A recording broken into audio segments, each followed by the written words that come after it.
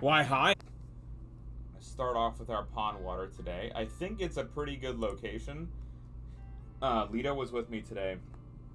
We were grabbing these samples, and I think they looked pretty active, so I'm looking forward to this being a fairly decent sample. So we're just going to set up the white balance. Hi, Winsing. Winsing, how are you doing today? Happy Memorial Day, Winsing. When I got a third monitor set up, and I'm stupid excited for it.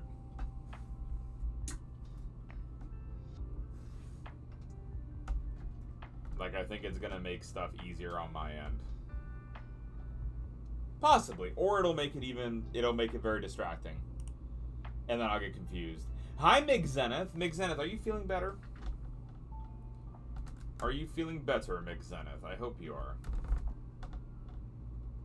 There we go. That's right.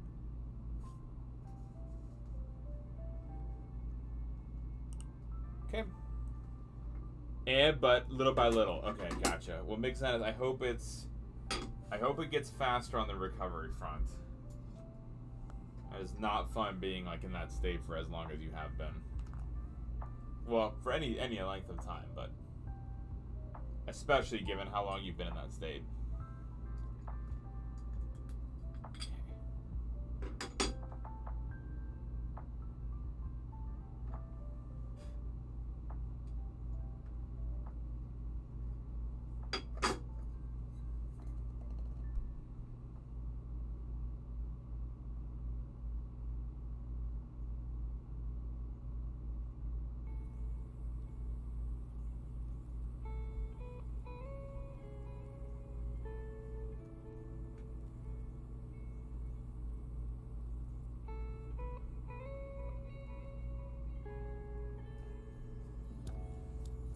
Alright, while I'm getting the other wells set up,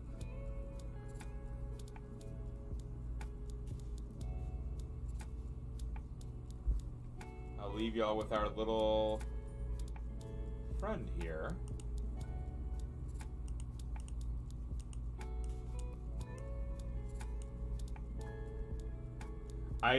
Maybe McZenith. The shape is very shrimpy-like. Trying to get it into focus here. Okay, it is. We just need to adjust the focus here.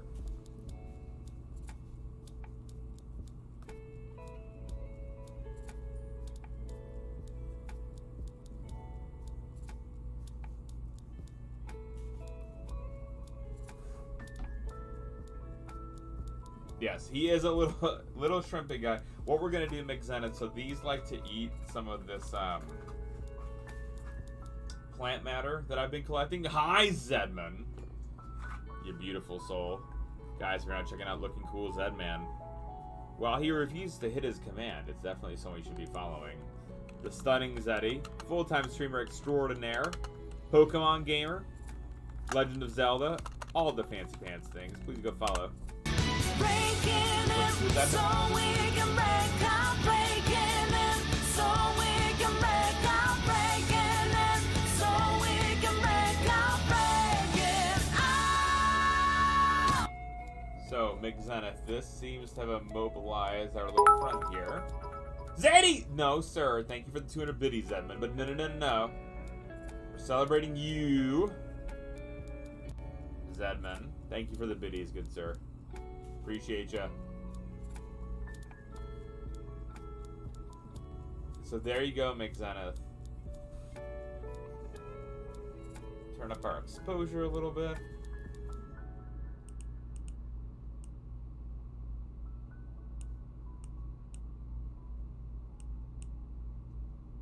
Smikes, Andrew made me happy just by being here.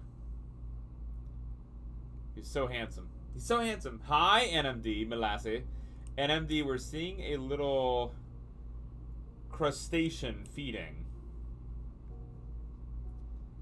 So he was swimming around on his own, and then we put in some of the plant matter, and then now he seems to be nomming away.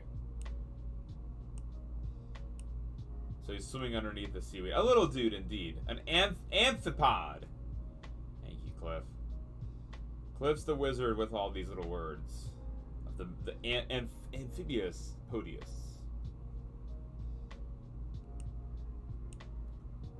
There we go. We can see him underneath the brush they're eating. While y'all are watching that, I'm going to collect some more.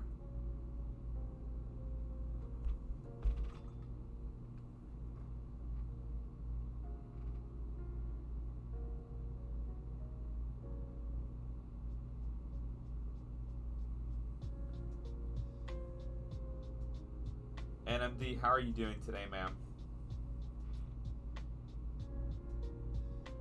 How's Marley?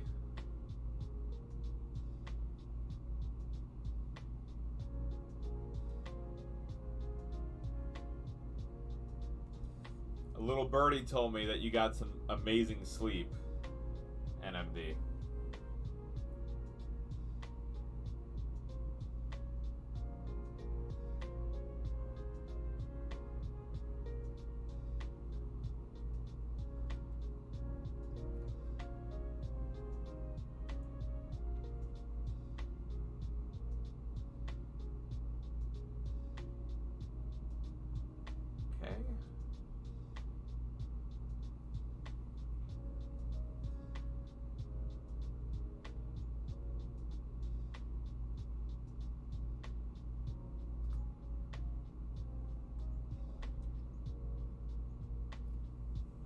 Alright, we got some samples.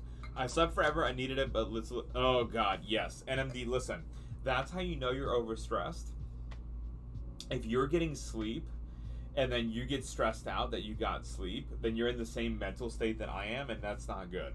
So, make sure to have some free... guilt-free rest, NMD, okay? Guys, please go check out NMD96. One of our amazing moderators extraordinaire on her partner, Poosh. Go drop her that follow. Co-working streamer extraordinaire. Green Thumber, which I did not know. Also, Bagel Wizard, one of her newest titles. She is an absolute miracle worker on bagels. To which I am still very apologetic to their moderators who did not get their bagels. It makes me quite sad. A yellow thumb? No, NMD.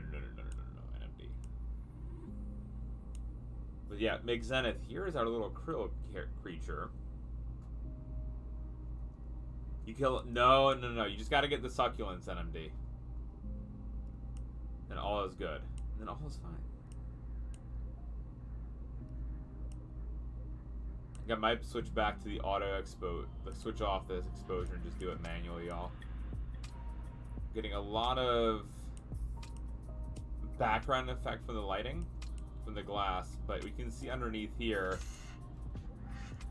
there's our little guy eating. It's pretty neat to see. And I think actually Mig Zenith last week was the first time we had found one of these krill creatures. And so it's kind of cool to see a second one. And I don't think actually Mig Zenith, last year we didn't find any. We didn't find any of these creatures last year. So I'm not sure what has been changing as a function of the environment. Like, I don't think we've seen anything that would suggest, like, why, like, you know, what this change is gonna mean to be. Bill the Krill, you know, I think it's important that we name him Mig Zenith. And again, I actually can't tell the gender of this, if it's a male or a female, in part because we're not seeing a full clear image. It would be cool to be able to sex them, to figure out what exactly, just because they are closely related. There we go. Okay, you're coming up. 2 insects, and so it would be neat to see if some of the anatomical features hold up. There's a little bit more of an overhead view, Mig Zenith. I think this is a nice shot. Again, if any of y'all like this, we always save our images and put them onto the Discord. But there we go. Our little amphipod, as Cliff Halster McLean says. That's also... I'm going to go ahead and save the image. We can start our image saving process. Let's see. Today's date, what is it? 28th? Oh, 29th. Y'all, it's almost June.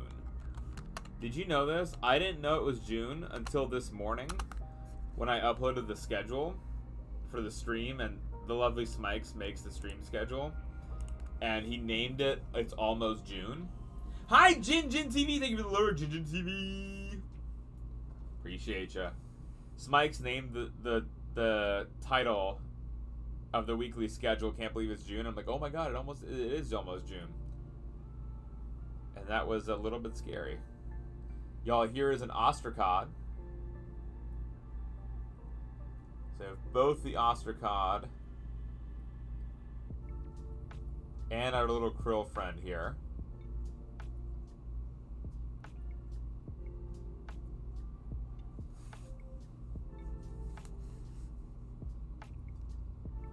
And it looks like we have a bunch of little things crawling around too. Wait, yes, McZenith, please. Krilly Vanilli. Oh. I do like Krilly Vanilli. I think Krilly Vanilli McZenith might have to go. Although Bill the Krill. I do like Bill the Krill. That one also just inherently makes me smile, McZenith. So I'm a little torn. I never know which direction to go in. That's the absolute best one. But I like both. I like both McZenith. We'll follow the Krill for a little bit longer because it's always neat to see what they're up to. And we'll go on to some of the other wells and see what all is happening.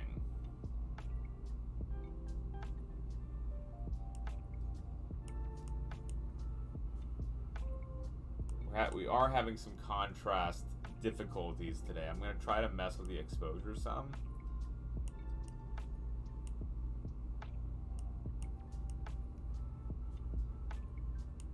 There we go. Maybe that's a little bit easier. There's similar ommatidial cells, just like our insects. So that are compound eyes. See, there they are right there. And some of the internal anatomy. So that's the gut tissue. Also, again, open circulatory system similar to insects. So we're not seeing veins or arteries. You're just seeing the gut tissue there. And it just so happens to have a hue of red. Maybe because of their diet. And again, we're at least seeing they're in part eating this plant matter here.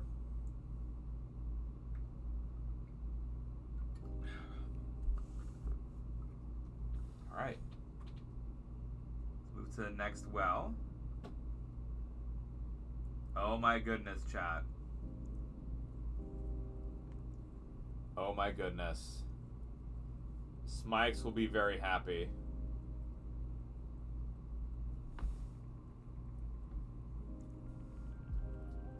Smikes will indeed be overjoyed. Gary has returned to us. It's been a while since we've seen a Gary.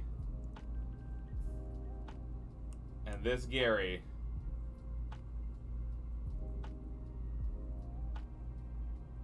is back to us. What's actually really cool is if we zoom in,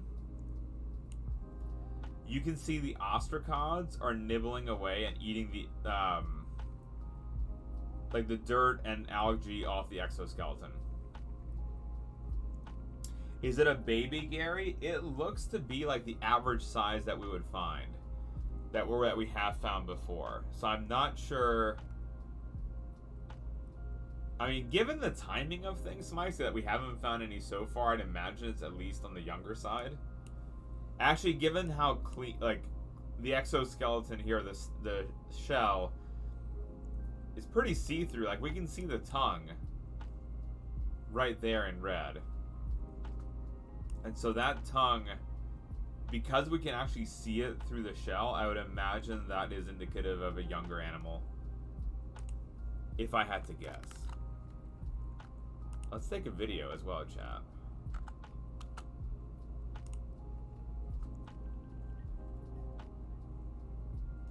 Good old Gary the snail. Turn up the exposure just a tiny bit. Adjust here.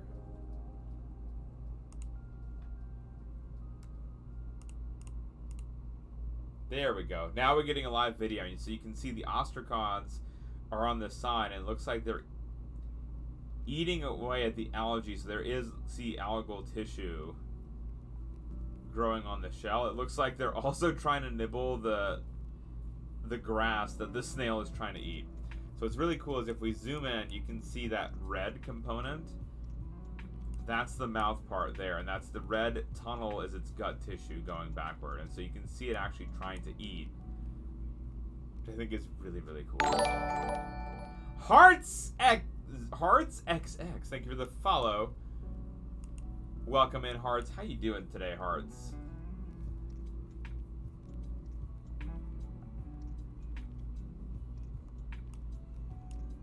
Something else, Cliff, here?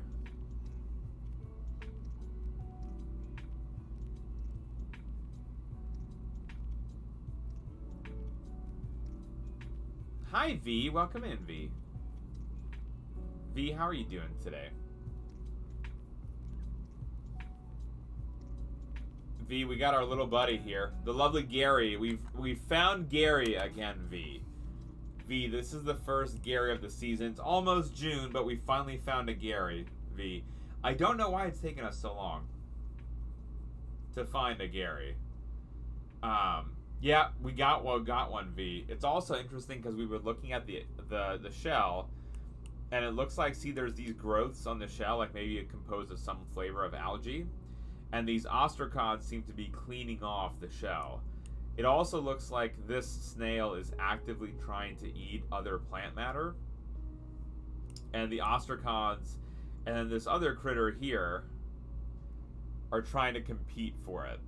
So we're seeing some little active competition here in the water. We will give them a little, like a few strands, I think, of this grass, and maybe we can have him feed a little bit more actively. But I still think it's cool. It's kind of cool to see. V, happy Memorial Day. I hope you're having a great and amazing and powerful day, V. The most powerful day. The other one is something like an Archoparis or Chidrodus. So, Cliff, what feature, may I ask, are you looking at? Like, what feature is telling you, out of curiosity? Guys, also go check out the lovely, amazing V Game Is, aka some guy named V, aka V likes to chat, aka V likes to thing, aka V likes things. A flat water flea. Gotcha, Cliff. So that's the one up top. That'll be this little critter right here.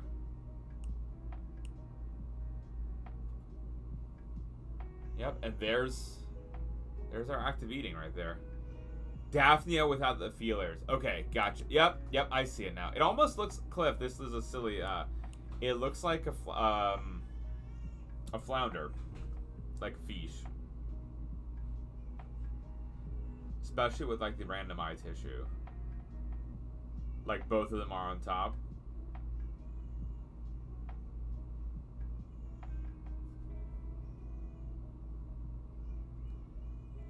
Do y'all remember last year what we called Gary's butt? There was some random thing growing on the back of Gary. I can't remember what we called it, if it was butt fungus. It was the butt fungus. Excellent, Cliff. Cliff, is this butt fungus 2.0 perhaps? Because they're still eating it off.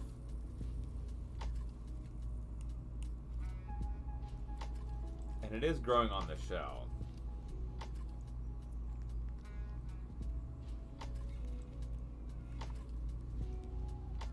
Perhaps.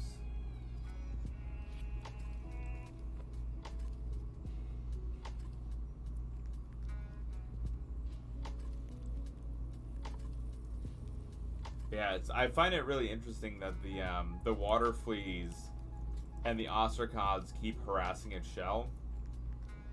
I don't actually think there's any active harassment of the snail beyond the snail might be a little bit irritated by what's going on, but I will say it's neat just how the little ecosystem in here is working of like the other animals eating off the back of the animal. Let's give it some seaweed, or not seaweed, some of the lake grass, and see if that makes a difference. Also, Gary, don't escape. Yep, he's trying to escape. He's right there trying to climb out of the edge of the dish.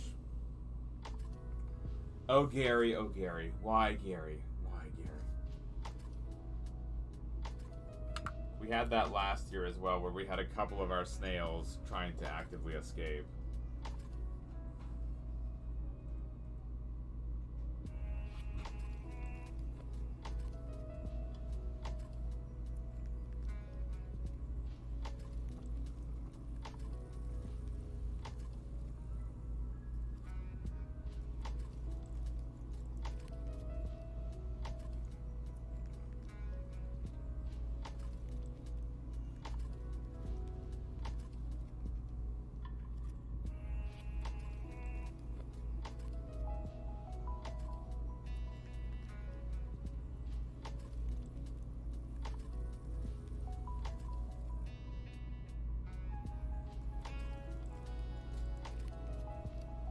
Yeah. Bug fungus or ciliates. Don't remember. I don't think we found the exact species, Cliff. Is my vague memory.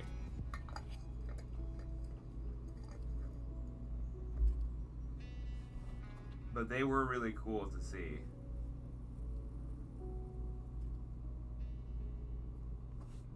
And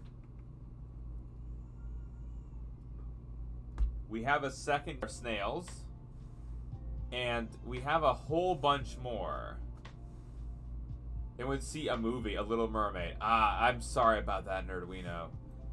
I tell you, that flounder character in that is scary.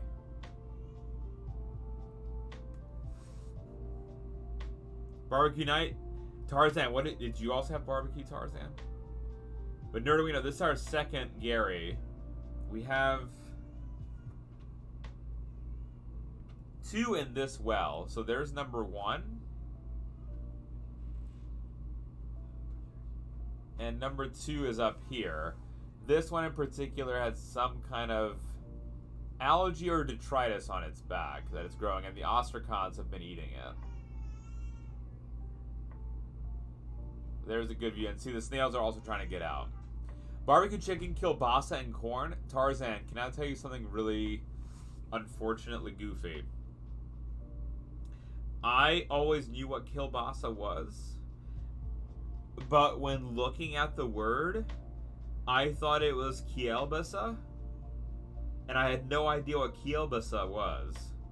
And then it turned out that's actually how you spell the word kielbasa. But my sister and I, for a long time, were like, what on earth is kielbasa?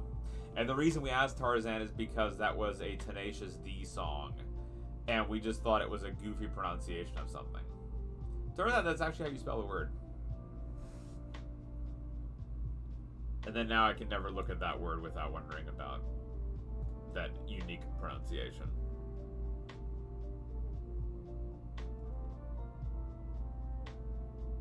And then I did see some kind of flatworm in here a moment ago. Let me re-find that flatworm.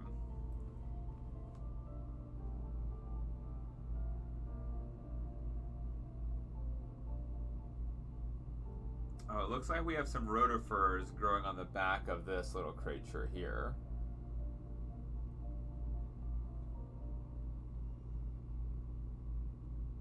There we go. We got the creature in view. I'm going to shift over to some higher exposure. Hi, Saphira and Mama. How you doing today? Welcome in. We're just looking at this creature right here. I think I need to adjust the exposure levels.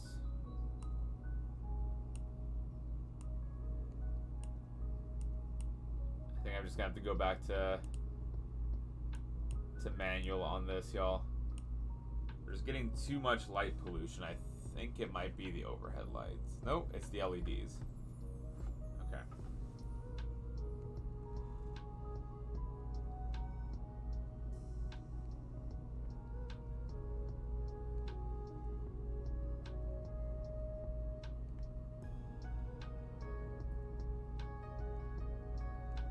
The glares have been too much today, y'all. Let you know, I think it's oh my goodness.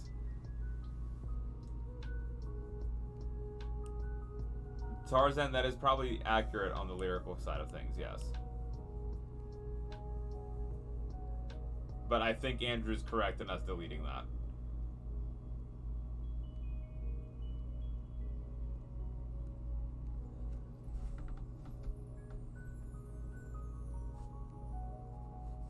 Here we go. Mommy's feeling better after having COVID. I'm glad they're doing better, Saphira. We just found our first snail of the season. Actually, we found two.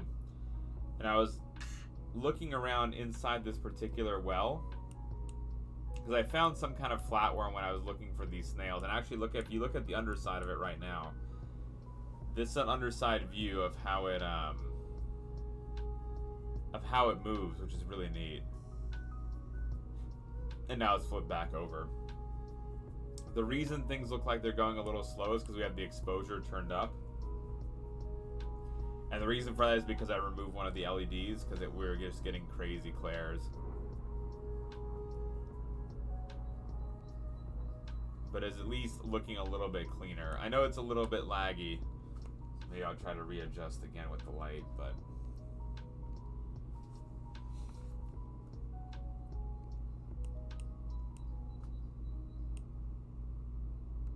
maybe it's a little bit cleaner of an image. Let me find if we can ID.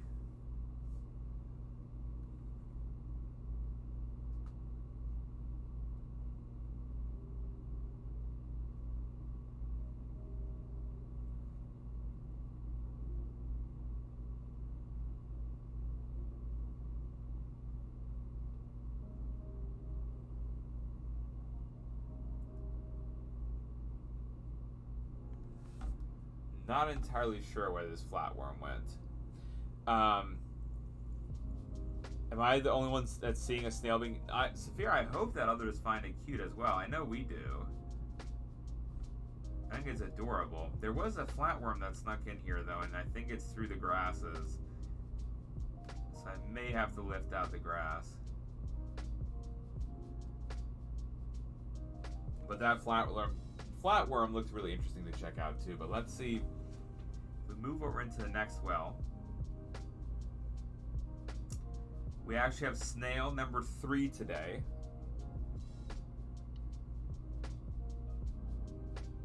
So we have a third Gary. We're just collecting all the Garys today. And again, Gary is named after the SpongeBob Gary the Snail, chat. Because who else would we name it after? Let's see.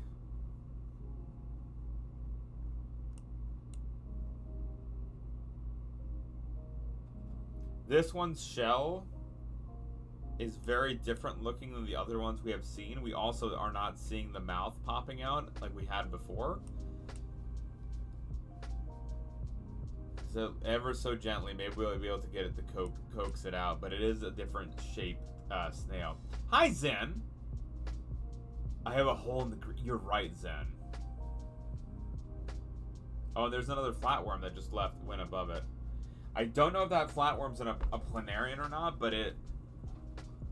No, that one isn't. That one, though, we did recognize it last week, that it's another resembling one of planarian biology.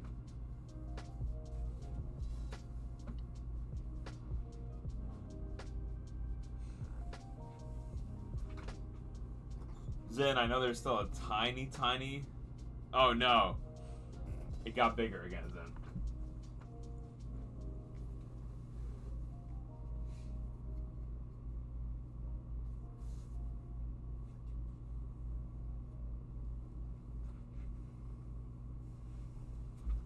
There we go, Zen. Zen, there we go. We're safe now for a split second. Zen, I don't know how long that'll last. But at least it's margin. Zen, how are you doing today, Zen?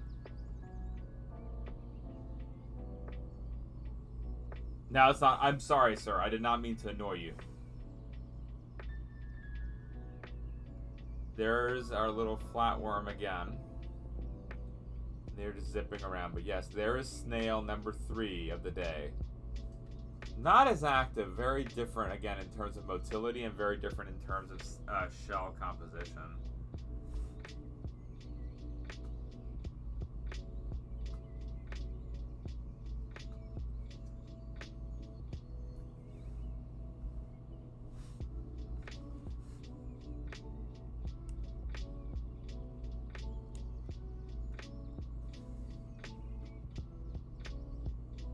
There's one of our flatworms right here. You can even see this one starting to split. So around its neck area here, whoa, there's a little indent right there, and that's going to be the split point of this animal. It's the green screen. The green screen can get frustrating, Zen. I think, Zen, there's an option to get a bigger green screen where it's just going to be, it would be 1, and that would make it a little easier. Came in with The Beer Brewing Scientist by Professor Guido. Did he behave, Zen, today? How are the bees, Zen? Did you get to see the bees?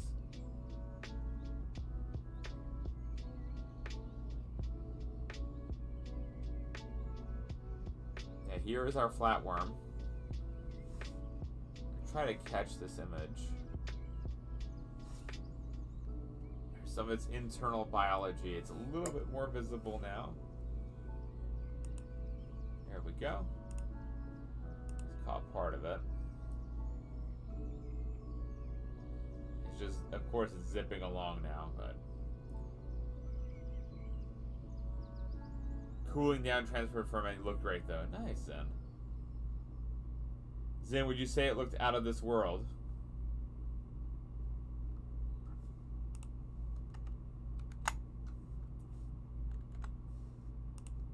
Zen, that's the best I can do. It's a space joke, Zen.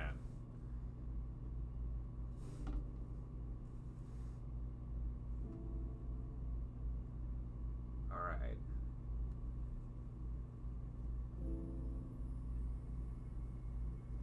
For a split second, I thought it was another snail. But I believe it's another one of our Ostracod friends.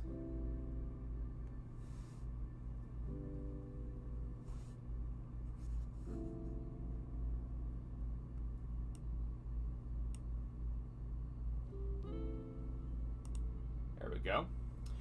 Hi, first-time chatter. We're looking at trematodes. Regular Jaden. We are, we found a couple of things so far. We found a couple of ostracods. We've also found flatworms. We found some snails as well. And this snail is pretty cool because the back of it was being nibbled off, like the algae by the existing ostracods. So we caught a couple of our snail friends, and we also found a krill. So there's been a fair number of things that we've been identifying so far in the water today. Actually, we very much enjoy finding our snails. We call them Gary after Gary the snail. Because, right, what other snail would you call him after? But, up until today, we haven't been seeing any. Like, we had not found any of these snail samples. And so it's really cool to be able to capture some of these snails today. Yes, the tardigrades. I hope we find some tardigrades today, but I honestly, we've been striking out in terms of luck on that front. I think we almost need to go back into the more concentrated approach versus this more, broad approach that we're trying. Again, this should work, but it just has not been. Seeing here a water flea nibbling away at some of these samples too. Jaden, we are just looking at some pond water, so we're just analyzing what all is in the pond water here, and so we don't ever know what we're gonna find. Some days we find tardigrades and snails and ostracods and just everything, and other days it's kind of blank actually.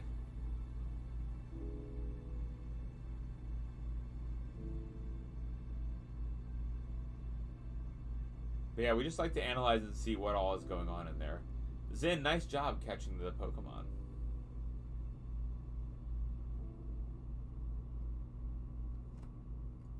There's some more here. Let's see. It's like almost a little bit of a feeding frenzy that we're having. You may have lost something. I'm sorry, Blueberry. Hi, RPG Fandle. Almost moved into my new home unless you count piles of random boxes. Ooh, I'm exhausted. RPG, I'm so sorry. At least the moving is almost done, right? How are you feeling?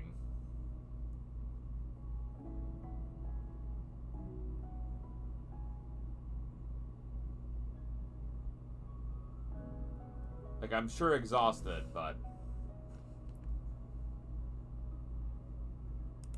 Blueberry, what did you lose? Zuko Peaches? Thank you for the follow. Welcome on in. How you doing today, Zuko? Are you by chance related to the Emperor Zuko? You lost the game? Don't know what that means, Blueberry. Feeling healthy and good, except for my stamina levels, which deplete really quickly. I mean, presumably from all the surgery, right, RPG Fandle? As long as it didn't take too much out of you, I hope that you're feeling okay. And that you get a good relaxation in as well. Make sure to get some rest, RPG. I worry. Did you get your pen? I hope you got your pen. There was a red thing. Let me find the red thing again, Cliff.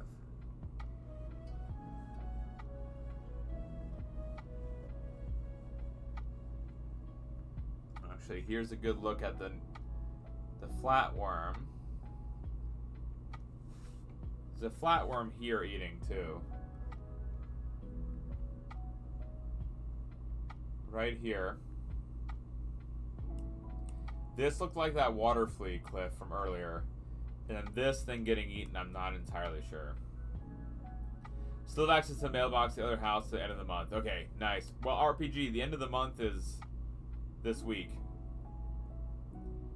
Fingers crossed, RPG Fandle. Fingers crossed.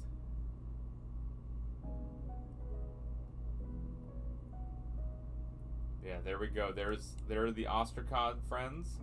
And there is one of our flatworms. Right there.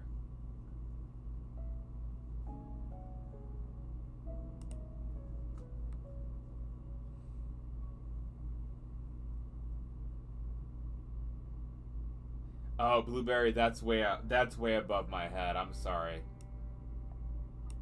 I've heard about that, and I don't play that. But thank you, Blueberry.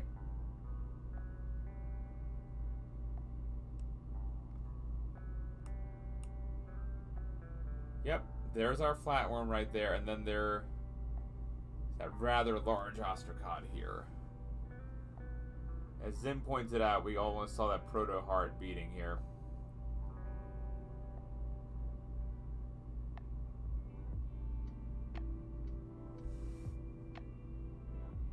And zipped away. Alright, let's move on to the next well. See what all we're gonna find here. Oh, it looks like we have a favorite. There's a kind of Daphnia. Okay. Gotcha, Cliff. We do have a mosquito larva in here. I tell y'all, my lighting is just off today. And we didn't change anything on the lighting. So I'm not sure.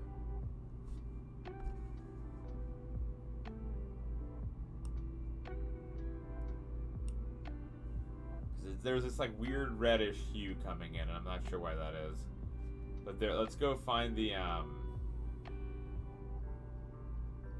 was in here a mosquito larva. Oh, there it is.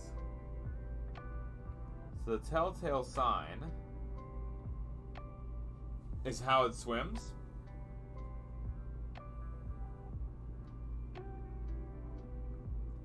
there we go. There's the mosquito larva right there. 2 a.m. time for bed. Devro, sleep well. Sleep well, Devro. We love your face, Devro. Love your face, Devro. Sleep well, Devro.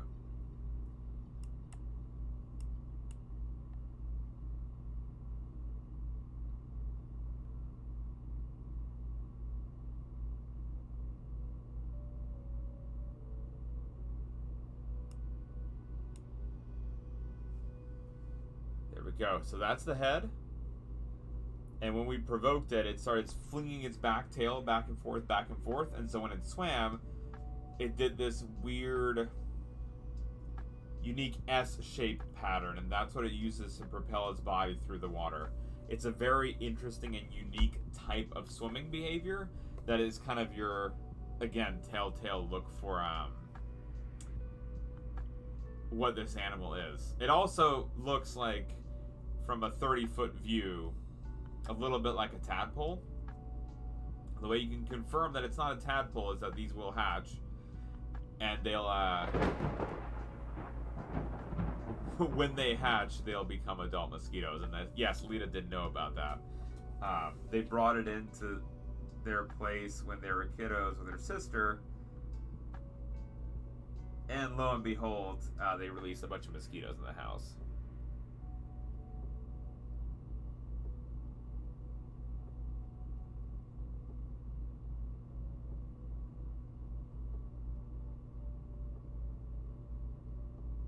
So yeah, there we go. There's our mosquito larva right there. Okay. Ah! You are wholesome as ferret. Yay! That is true. NMD is very wholesome as ferret. There's some Ostracods in here too. I'm trying to catch the best look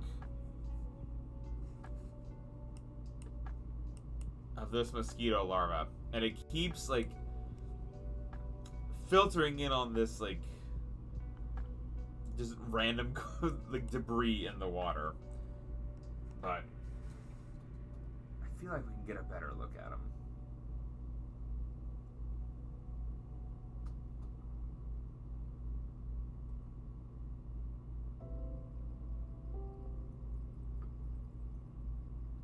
Okay. Yes, wincing. Wincing. There's a mosquito larva.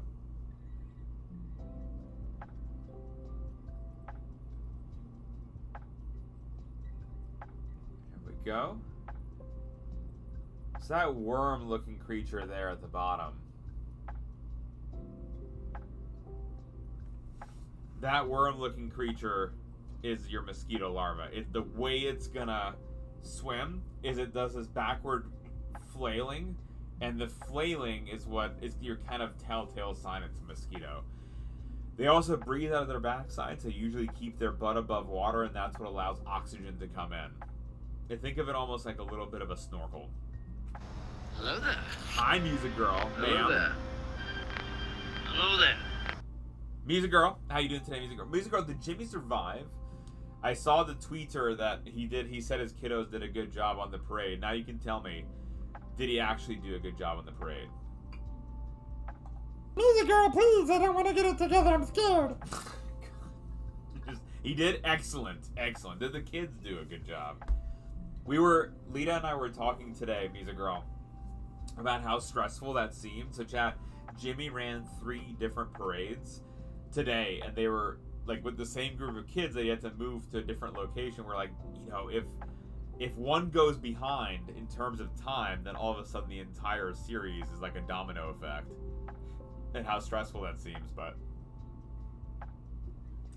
they did a good job. Nice. Chat, please congratulate our friend Jimmy B by dropping him a follow. Sometimes on Music Girl, there are Music Girl Mondays where Music Girl gets to hang out with Jimmy and teach him how to play the correct version of Pokemon Snap. By correct version, I mean play it well. You know, so that he takes good pictures and, you know, other fun things like Untitled Goose Game and more. Go check out Jimmy with the lovely Music Girl. He also sings, he also dances. You can also do redemptions where you get rid of his chair. He just has to stand there. It's beautiful. Slightly sad. but then even more beautiful again. Where's one of the kids with tap seers? Please don't mess it up. Should be starting back next week. Excellent. Excellent. I'm excited for the return of Mr. B. Listen, Music Girl, I just, like, my days of the week are about the friends, you know, about when they go live, and I always know Mondays are Music Girl Mondays. It's a whole thing. Hi, Debs. Debs, thank you for the lurk. Debs. Just looking at Music Girl, our mosquito larva here.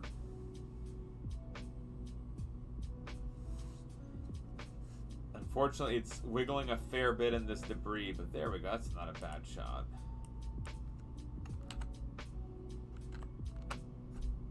We're just examining the water, and there you go. The eye cells. And the backside is what they're used to again, breathe air with. There we go.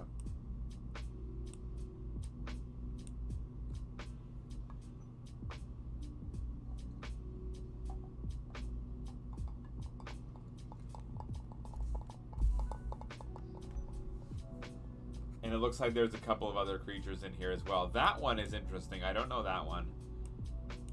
Cliff, any idea on this guy? The leg number is totally throwing me.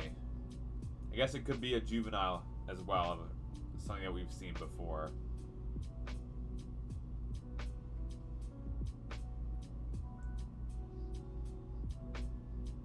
There we go. Let's see what... Let's take a little zoom in on this guy.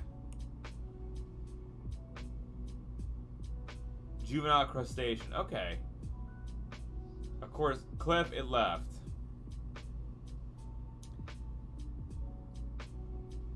Just trying to get it into a nice field of view so we can... Ah, there we go. Here we go.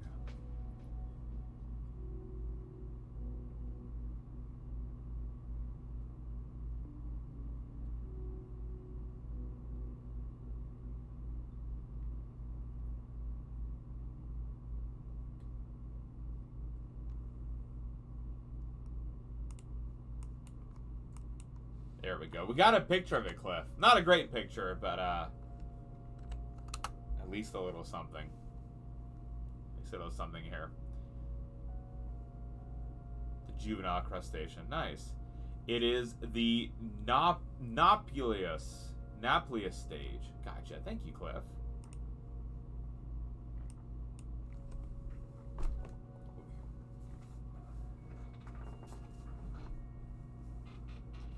Let's move to the next well.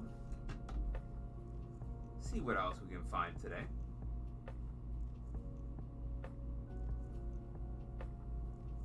This one, it looks like.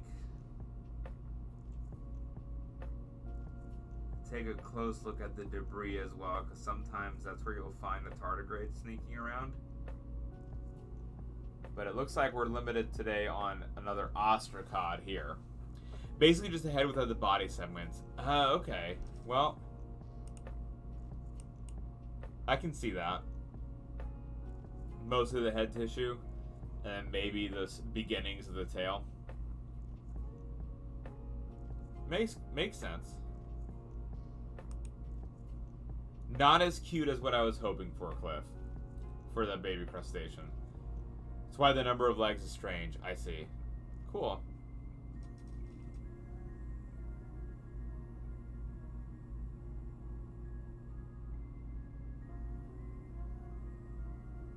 Had an ostracod here. I guess it's zipped off.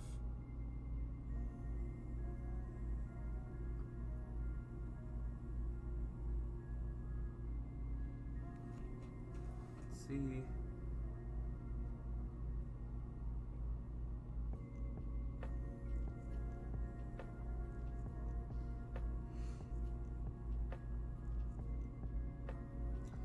See, there's a really cool paramecium in here. Right there. Single-celled little organism. Zipping around. There we go. Just a split second. It's going to be a hard one to catch, but it's swimming around here in the bottom. We have some more transparent ostracods here as well. That.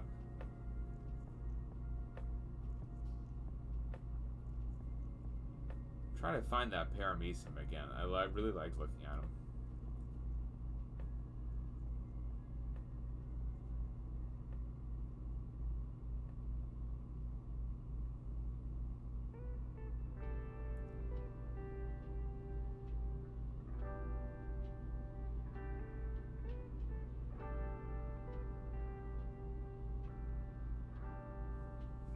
No immediate luck on him. They always... Once you lose them, it's kind of hard to re-find it. But there we go. Here's some more Ostracods. This one looks like a shell. Debris of something earlier. Hi, Moo Hoodles. Hi, Moo. Guys, go check out Lovely, Amazing, Breathtaking Moo Hoodles. Oh, the science communicator extraordinaire.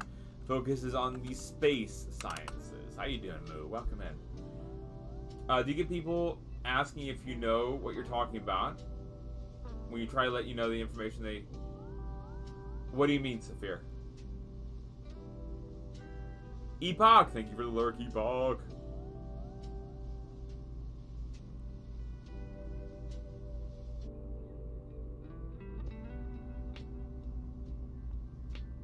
No one's been rude, Saphir. No one's been rude. Because I do try to frame things and only talk about things really that I have some knowledge about.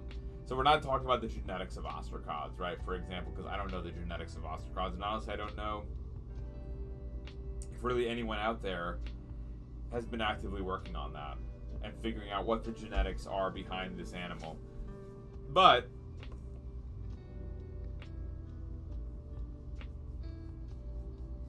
you know, I think it's been pretty good so far. Not on here? What do you mean, Saphir?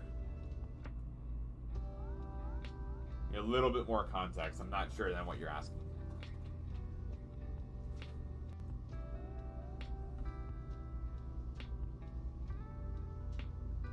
Alright, final well, I believe. We'll look back on the other wells, because I want to look back at the Garys. But here we go.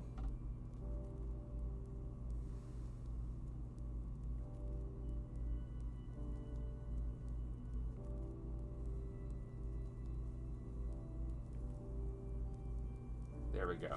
More feeding little critters on this debris. Not entirely sure what the debris is comprised of, but I'm betting it's some kind of plant matter. Because there is also intermixed with some flavor of grasses inside. Guys, our friend NMD96 is getting a pizza tonight.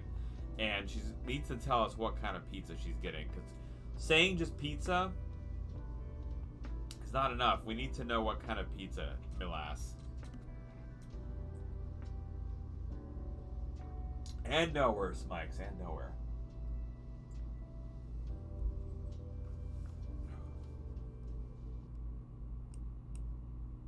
Alright, let's go back to the snail one. Ricotta, mushroom, and truffle cream. My god, MD, that sounds like it could be absolutely delicious or disappointing. That sounds like a really complicated flavor profile.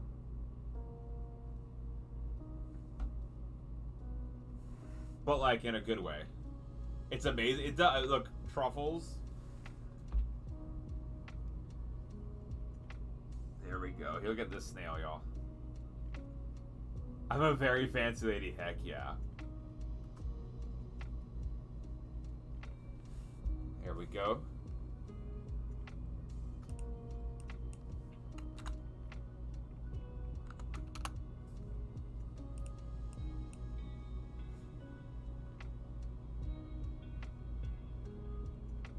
No sorries, Moo Hoodles. Moo, thank you for being here. That's very true, Andrew.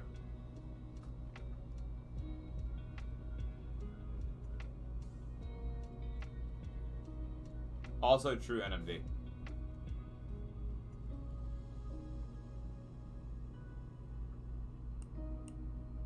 Y'all. No, that's a lie now, Andrew. Don't you dare.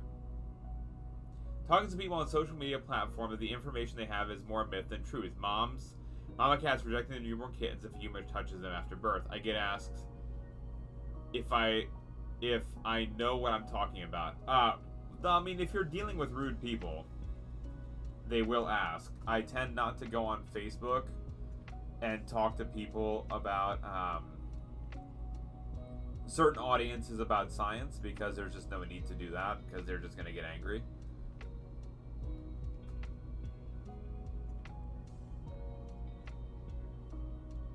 That's usually my go-to on these.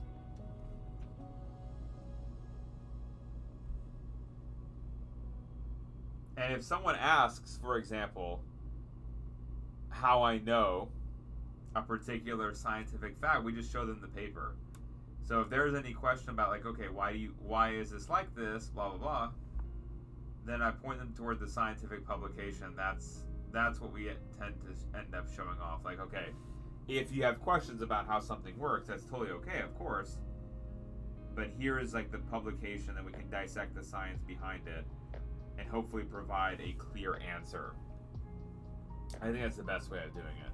Andrew CZ is the best science communicator on Twitch. Yes, Mikes, Andrew is.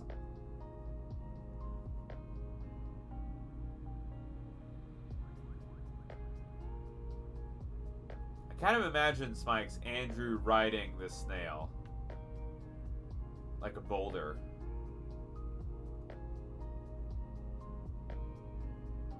You're sitting on its back, majestically going, whee! I feel like Andrew would enjoy that. A good scientist, yes. Number one, RPG, assume, like, there's no assumptions. Number one, and you also know that you don't know everything.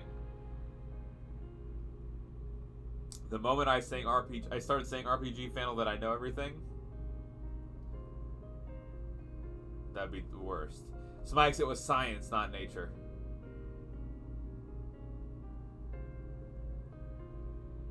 There we go. I like this. You can see the underside. There it is. And so it's using the surface tension of the water. There we go. Look at that view. I did not only own cats, but also a degree in watching different YouTube channels. For me, Saphir, I don't go to YouTube channels because there's a lot of misinformation on YouTube about a lot of different things. And so it always makes me nervous to cite YouTube as a source. That's not to say there aren't good things out there, but it just makes me nervous. My dad sends me, for example, YouTube videos, and I'm just like, Dad, I don't know why it's like a conspiracy theory or something like that, and it's just, yeah, it would be madness. It would be madness. They sent me one today too. I'm like, I'm not watching this, Dad. I'm sorry. Hi, Lady Lara Croft. Welcome on in, ma'am. How are you doing today? Lady Lara Croft, we're looking at, started off with some pond water, and excitingly enough, we found some snails. Now, we haven't seen snails this entire year, I don't think, Lady Lara Croft. This is the first batch of snails, and we found 4 today. Some of them have some algae and detritus on their back, and we've been seeing the Ostracods eating them. And what's really cool is if we zoom in on the snail, that red pulsating bit in its mouth is its tongue.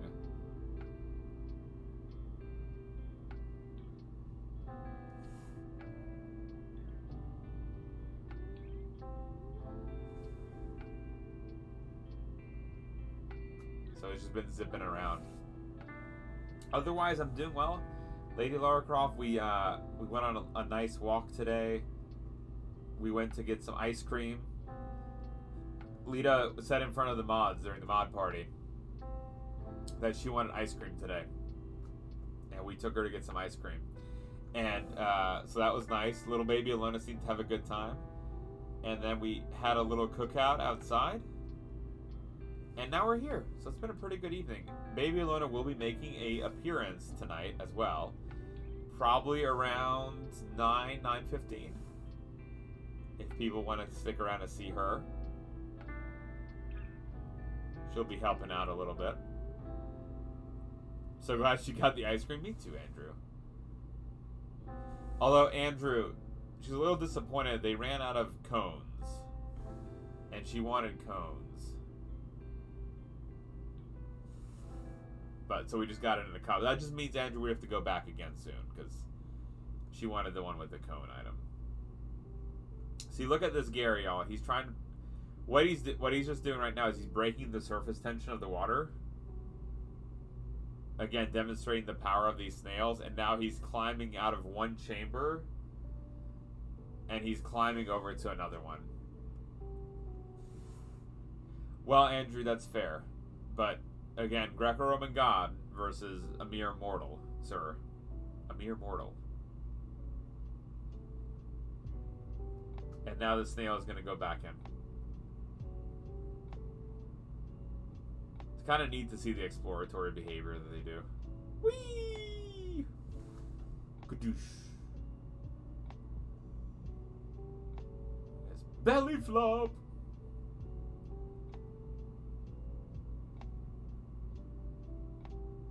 Yeah, I don't know. I just get entranced by these little guys. Not sure, NMD.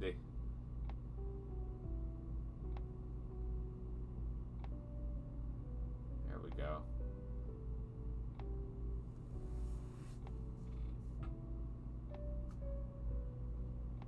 Alright, let's look back in the center too. And try to see, check up on the other ones. Hi, Quoth, Raven of Amore. Sea slug. Oh, this is a sea snail, Quoth. We even have the shell. Check that out. There's our little shell, too. Quoth, how are you doing today? Did you have a nice day, Quoth? It was beautiful weather for us. I hope you also had a nice day.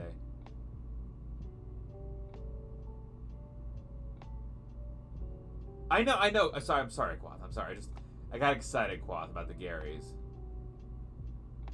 Doesn't the back of him look very much like the stars that you see in, like, the Star Wars opening scene? Where there's all the little, you know, random stars and it goes down to a planet. It's madness. It is Saphira's mom.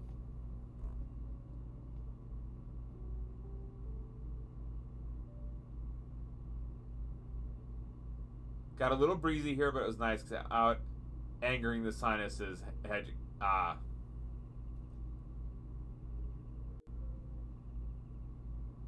Yeah, Quoth, it was a perfect day in terms of weather. It was slightly on the cooler side because we also had some gusts of wind. Which, again, I was sneezing up a storm outside because of that. Oh, yeah, he is dragging some fungus. Some butt fungus.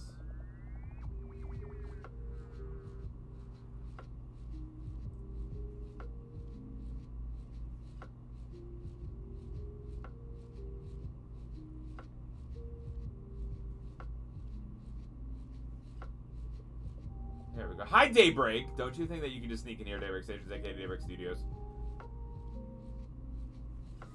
That's what Daybreak just thought. They thought they could just sneak in here and be all sneaky and cool and hip and, like, not notice anything. But what Daybreak doesn't know is I see things. Guys, go check out Daybreak Stations, aka Daybreak Studios. Artist, gamer, extraordinaire. Go check out Daybreak.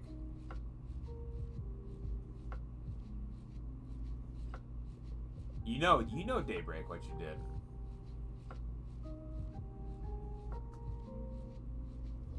Where's my drink? Yeah, thank you for the high What grade. drink? Very small. These are very small, Smikes. An important science question. Did I miss your science question, Daybreak? I'm so sorry. Poke catch. Oh, there we go. What are we looking at today? Yes, there was sneaking then. I'm sorry, Daybreak. I actually saw the poke catch comment first, and I thought you just snuck in here. I apologize, Daybreak. But yes, Daybreak. Pond water right now. And we found some snails.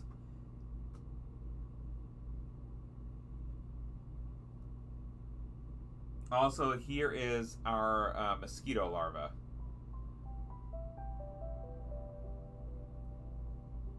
There's that mosquito larva dead center. The way that you can tell as Daybreak is it starts flinging its body around the way it swims. It's almost like a whipping like back and forth movement.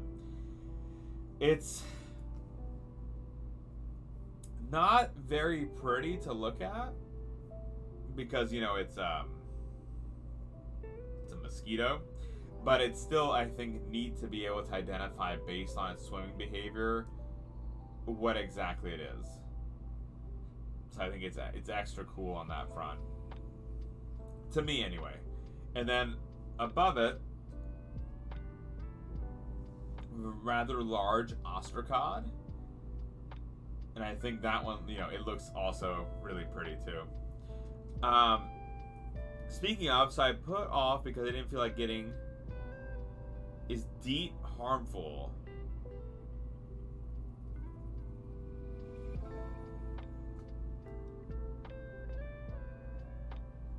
To who, Quoth?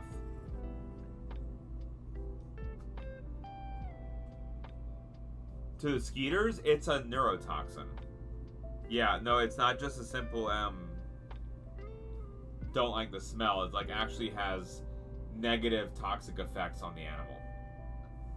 That's also why there's concerns about what might happen if you utilize it on other animals, like what concentrations you're spraying and where you're spraying it to. All those different factors add up, and that's what are the worrying things in there. And then we're going to be able to use off it. I mean, Quoth, I use it all the time. It has a lot of, the off spray also has extract of the citronella plant. The citronella plant has the odorants that mosquitoes do find repulsive. So that's in there along with like the neurotoxin. So, you know, a lot of different factors coming in. So actually, Daybreak, be careful which ones you get though. Because Daybreak, there are the ones, for example, from Home Depot are not as potent as the one from your local nursery. So local nursery ones smell much stronger, and that's what the mosquitoes will be avoiding.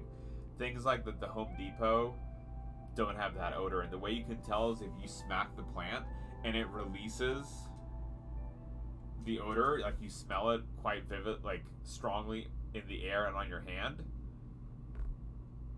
then you'll actually be getting the correct smell. But like the Home Depot one doesn't have that. I mean, Quoth, it's cheaper at the Home Depot, but it's just not potent enough to affect anything. Only Daybreak, the citronella plant, because actually it's a defense mechanism of the plant. So the defense mechanism of the plant is like when there's a herbivorous attack that you can simulate by smacking the plant, it releases that odorant to stow off other herbivorous attacks, whether that be insect or animal. And so you're just simulating that release by smacking the leaves, which I think is kind of cool. Exactly, Merger. I think it's cool. It's also just a unique way of testing for, you know, the quality of your potential plant. Silly a little bit, yes, but it does work. Because we actually tested Daybreak, both the Home Depot version as well as the nursery up in New Hampshire, and the nursery was miles better. It actually did its job and kept away the mosquitoes.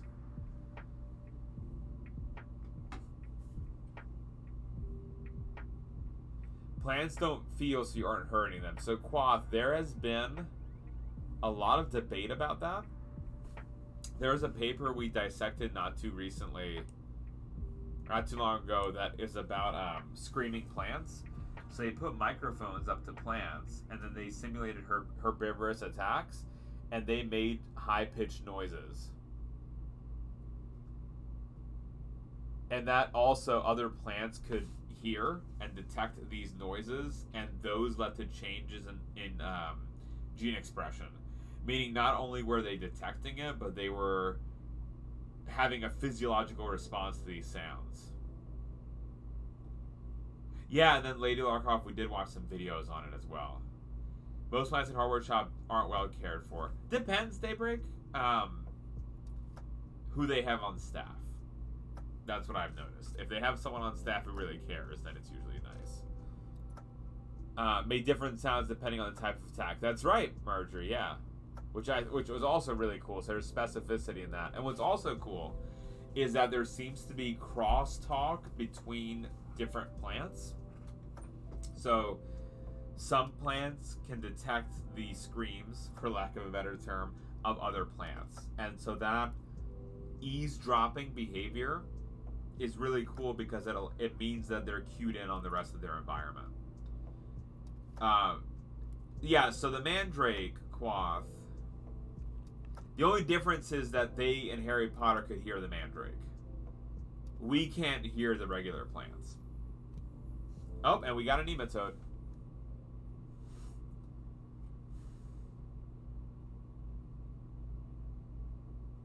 Victory screech!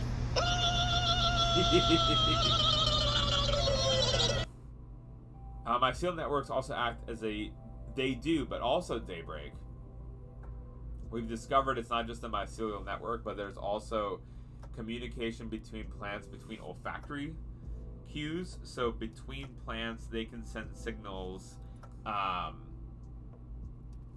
via volatile organic compounds, and those are the odorants that are detected. They actually also work internally.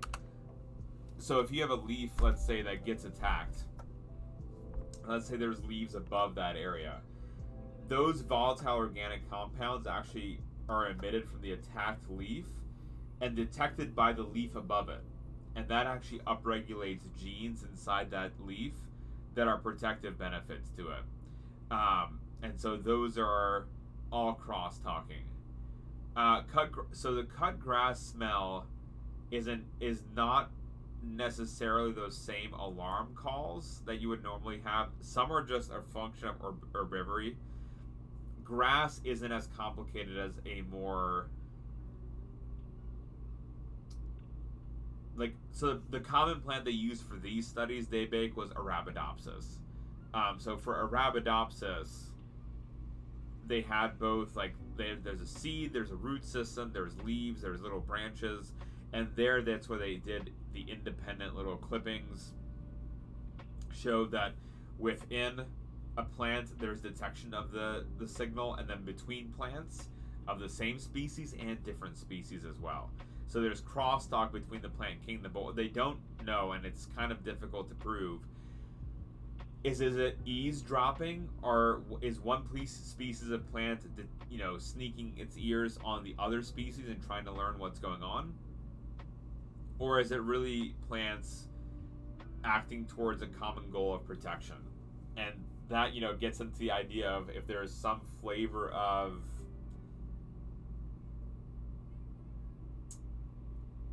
goodwill in the plant world, which we're really anthropomorphizing here. But that's always been like a hang-up for it.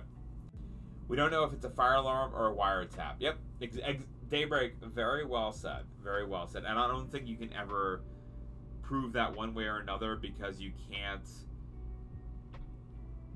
It would be asking if it's mimicry, but you can't...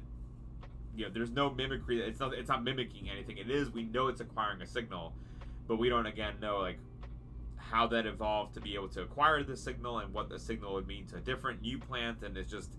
It gets very complicated. Also, the genetics are fairly hard to do in plant systems. There's only a couple where it's done. Dinosaur Dave, I don't know where the alert went, but Dino Dave, thank you for the resub, Dino Dave. Powering through the last half of a dozen builds for my Lego character book. Gotta stop getting distracted by other things. Dino Dave, thank you for that resub. But how the heck are you doing today, Dino Dave? I am so sorry the alert did not go off. That is very strange, Dino Dave. I am so sorry, Dino Dave. How are you doing, though, my friend? Let me double check and see what's going on with the alerts. They should be alright.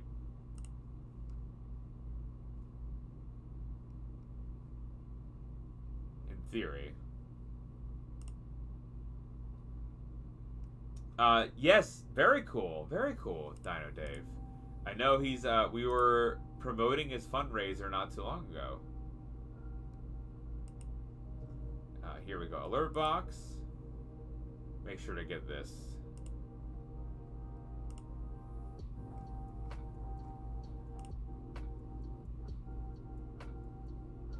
I think maybe my token expired. Let me double check this, Dino Dave.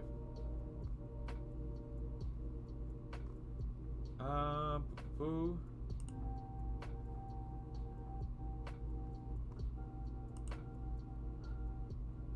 Huh. That is very strange, Dino Dave. It looks like, yeah, some of the alerts are down for the moment. Not sure what's going on, Dino Dave.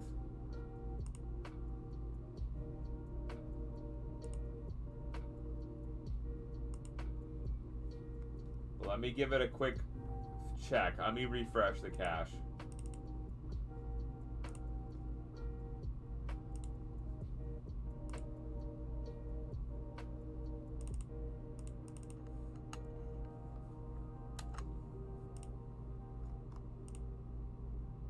I have no idea, Dino Dave. I'm so sorry. Everything's been reauthorized. I don't know what's going on.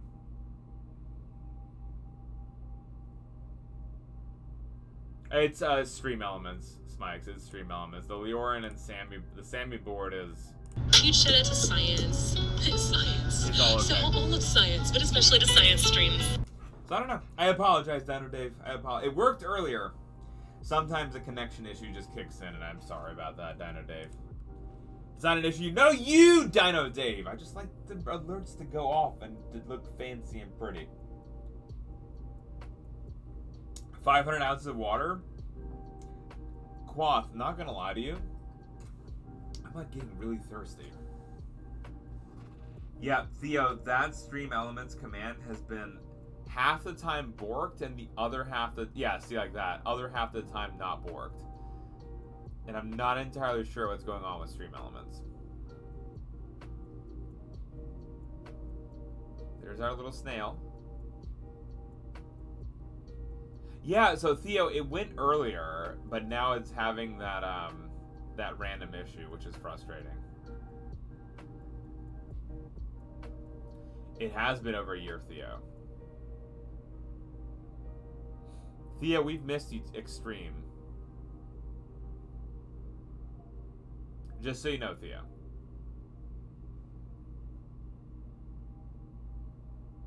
But there are little snails.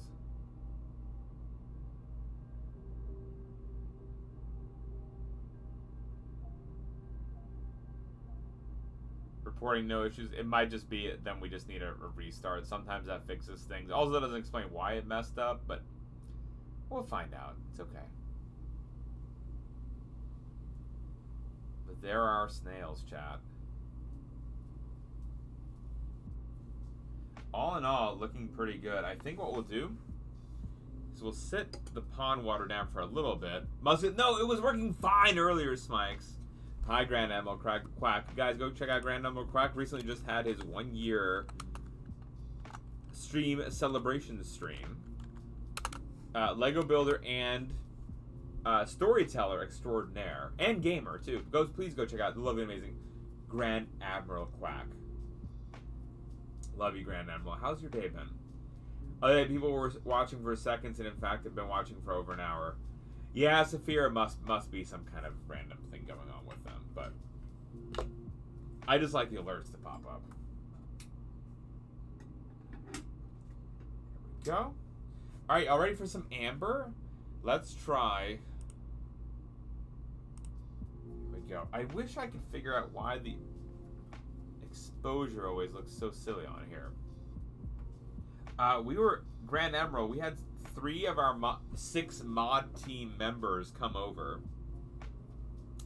And we had a barbecue together. So it was NMD, we had Andrew, we had Music Girl, we had Jimmy B. Also, Jimmy B's an honorary mod with his VIP badge. And we had a giant barbecue, an absurd amount of meat. We cooked Grand Admiral.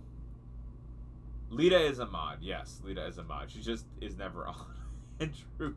So, yes, technically 4 mods, I suppose. Technically 4 mods. Yes, and I guess Baby Alona, too. They're not the most close Grand Admiral. We have some folks in New York, but then we have Andrew over in Ohio. So he actually flew. on a jet plane and his beautiful arms. He actually is built like a Greco-Roman god, Grand Admiral, and so he can flap his arms and he actually comes over, and it's amazing. Ooh. Well, that's going to be a weird one. Let's do the weird one. Bit is the farthest. That is true, Smikes. Guys, let me get a quick refill of water. And then I think this is going to be a disaster of a sample, but I want to try it because it looks really interesting. But it might be a disaster. But it might be a disaster. But it might be really cool. But it might be a disaster.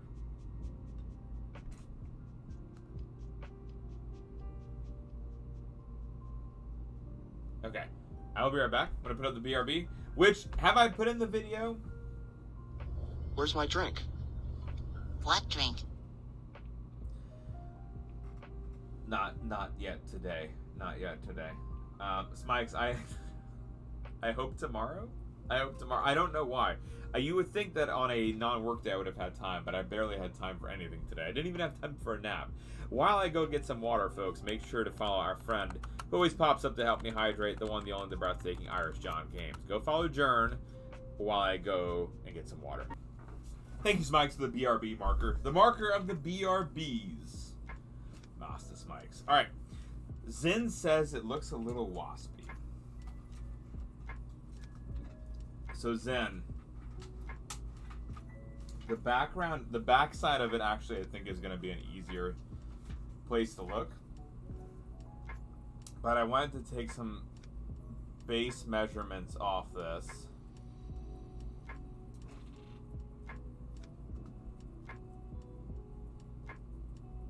So it looks like, yes, the ruler named by the community, sent by Master Smikes, King Charles III, 1, 2, 3 millimeters, approximately 0.6. You're right, Zen.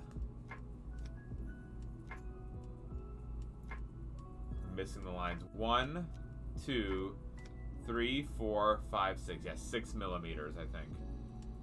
We'll flip it over too, but it's like yeah, exactly. The refraction's making it even harder and even less beautiful to look at, Smikes. But yeah, it's okay. We're gonna flip it over. The thing that caught my eye here is this. It's like, Zen, this to me looks really waspy. Hi, Ariella. Ariella, I was lurking all ma'am, and I saw we ended up at the lovely Baben von Babenstein's stream. Ariella, lovely piece today.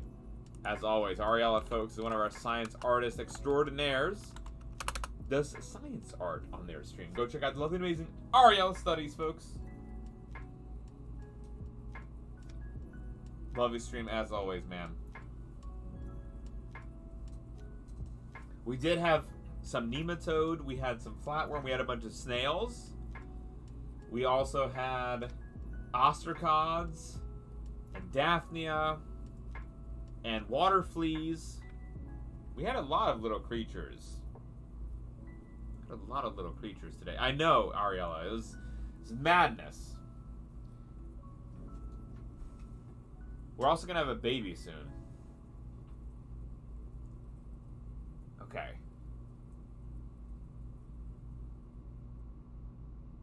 Yeah, she's going to be on the stream this evening.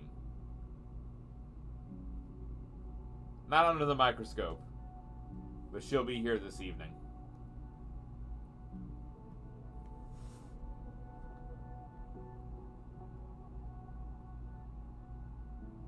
Well, Smikes, baby Alona doesn't come every day. Alrighty.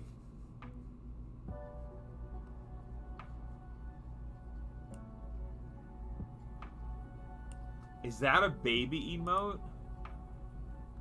It is? Oh my god, it is the baby emote. Nicely done, Ariella. Nicely done. I did not... I saw you actually make that art piece. I didn't realize it had been turned into an emote.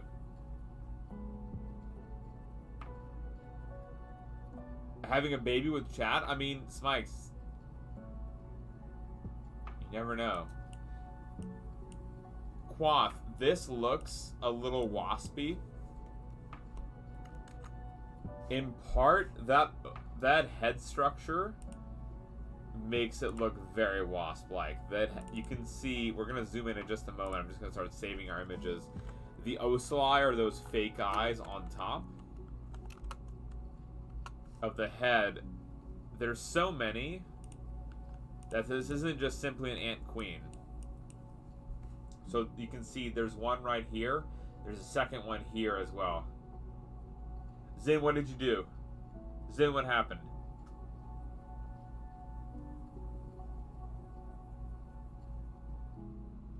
Love you, Zin. Love you, Zintas. See eyes right there. The wings are really beautiful with the wing veins. They actually look like they're more expanded wing veins. You're just watching. I figured, Zen. Zen!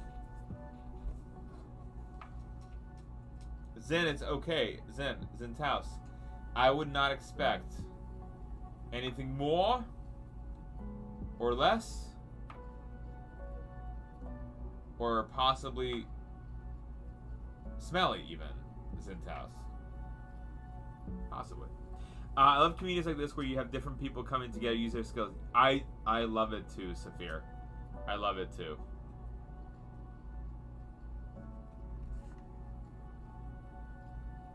What to do for emotes? I have none, but Chad said make emotes with diagram. So Ariel, I would say they're a little bit different only because you're trying to use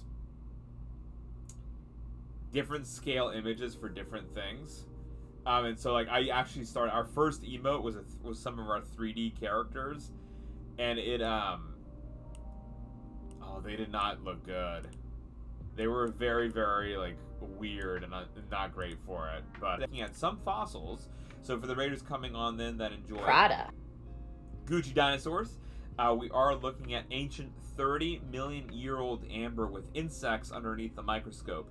If y'all are excited about this, if y'all want, I can show y'all a sample that we have that was alive during the time of the dinosaurs. It's one of my favorites. It's called the hell ant, and it is there's no species quite like it today.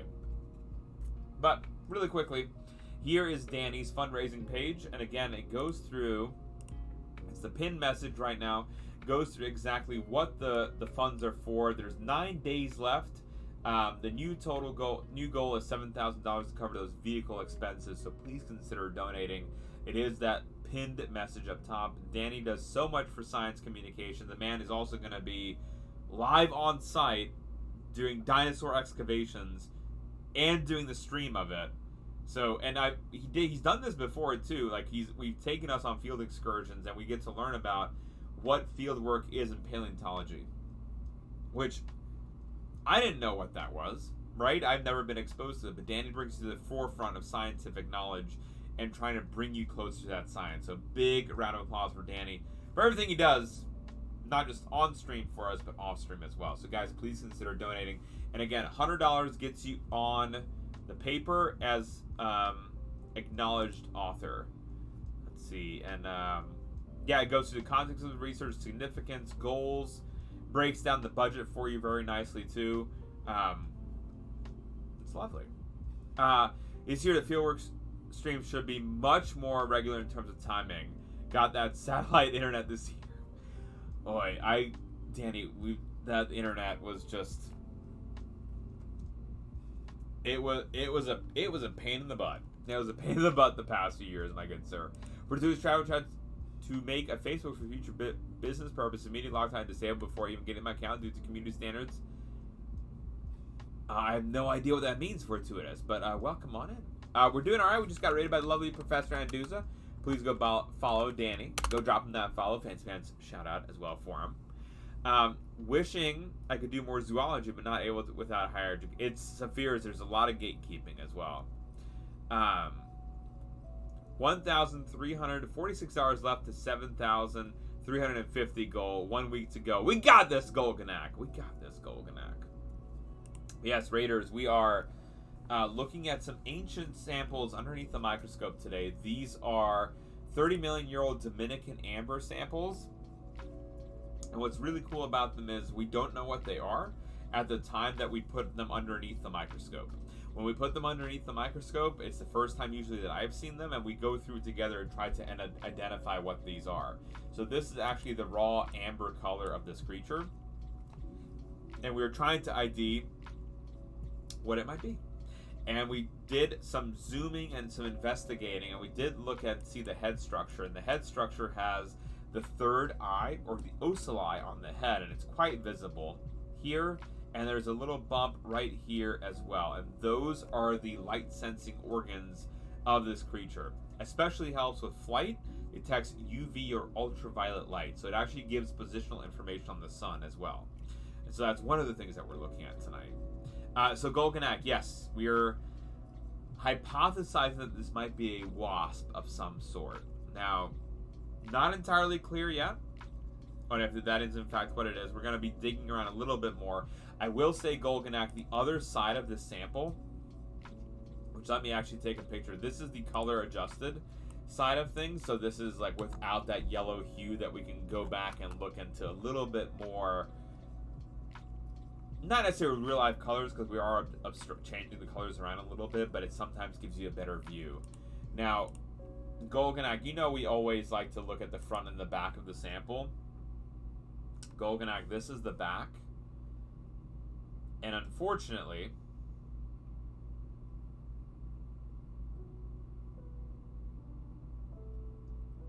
Golganak, you can see that you can't really see. There's a whole bunch of I think it's scuffed, but not on the surface level. This, I think, is scuffed a little bit underneath, and there's also a fair bit of bubbles, but you can see your classic shape in terms of the abdomen, the thorax, and then the connecting petiole here, but really not a lot of information that we can find on this end. Thought possibly Wasps too, because the antennae were different. You taught us so much. Yo, Quoth, I love it, Quoth! I love it, Quoth the Raven.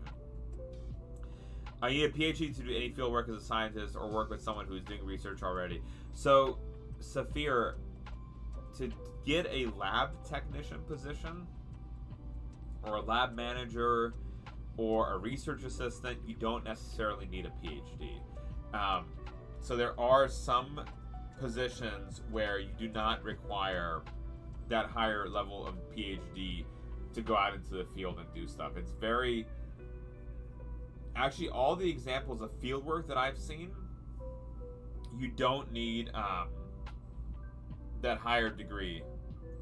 When we did field work collecting carpenter ants, a bachelor's was sufficient. In Australia, you do. Okay. That is very interesting, Saphir. I'm not sure why that is, because in the States, we've never needed... I mean, I have my PhD, but you've never needed it to be able to do field work. It might be a university policy as well. Yeah, so Golganak, we turned on this side. And now we're trying to identify what this sample might be. I think Golganak, again, looking towards that wasp angle, what is kind of getting me is right here in the abdomen. What's not clear, and it would be much easier to see if we actually had the other angle. If we had the other angle, Golganak, I could tell you if this is a foot or an ovipositor.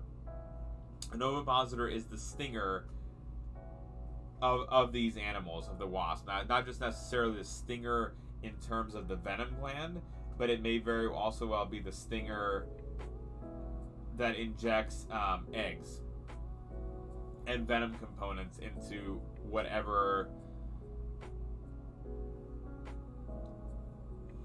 not substrate, but prey that they're going after. So that's what I suspect that this might be. I like, again, the idea that it is the ovipositor, but I can't make out whether or not it's the leg or not. I wish I could. but we need it flipped. We need it flipped for that particular viewpoint. But, I mean, because we do see legs here. We see at least 4 legs here, Golganak. My gut tells me it might be continuing here, and that's actually a leg there. But then actually, Golganak, there's a second area here. This one is very see-through part of the abdominal structure, and there is this pretty straight edge line right here. That is usually indicative of an ovipositor and an ovipositor sheath. What that means is the part of the ovipositor that can come out. Jimmy! Bum, bum, bum. Got any grapes? Hi, Mr. Jimmy B 93. Mr. Jimmy B, how you doing, Mr. B? Chat, I was hanging out with the love of Mr. Jimmy B this weekend. He's extremely handsome, extremely kind, and I just crossed 900 followers on the Twitch, and we'll be having a special cooking stream. Make sure you're dropping that follow. He also plays with his lovely significant other, who is a moderator here, the lovely and amazing Music Girl 95. He also stepped in and exploded some mustard this weekend. That was green honey mustard. No idea why. Music girl, please, I don't want to get it together, I'm scared. But we got a little scared. But chat, that sheath, Golganak, located right here, what that usually is that it's a little bit of cuticle that comes out and it hides the ovipositor. And now this is a sign of a parasitic wasp. Given the size of this animal, we're looking at about maybe 5 millimeters in length. Don't you like me a little bit? Ew, I don't even like you a little bit. Huh, I heard you like me a little bit. Well, maybe just a little bit. I'm leaning on this being a parasitic wasp for that reason. Because for those Golganak, larval parasites have this sheath, an unsheathed ovipositor. And this is very similar in terms of the appearance of how this is supposed to look. So, be right here. Why don't ask about the... So, here's the thing. The NMD, the song about the ducks and, like, getting any grapes.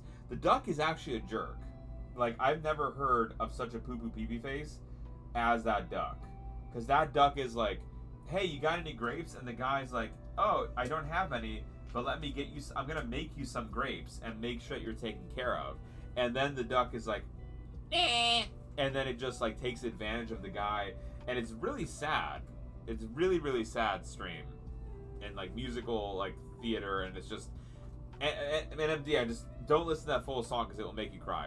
Unless it's Jimmy singing to it, then you'll be smiling ear to ear. But otherwise, that duck song is very, very hateful.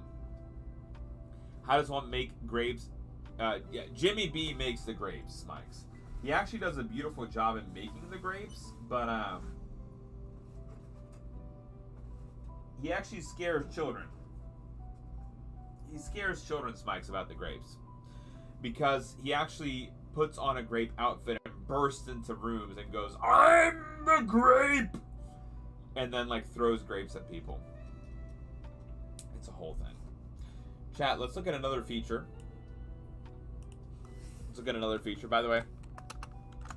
Also, please go follow our amazing friendo, BitGamey. Game developer extraordinaire is Master Lee, aka BitGamey. Also, the single greatest father. It's alive! Alive! I've always wanted to say that. So go check out BitGamey.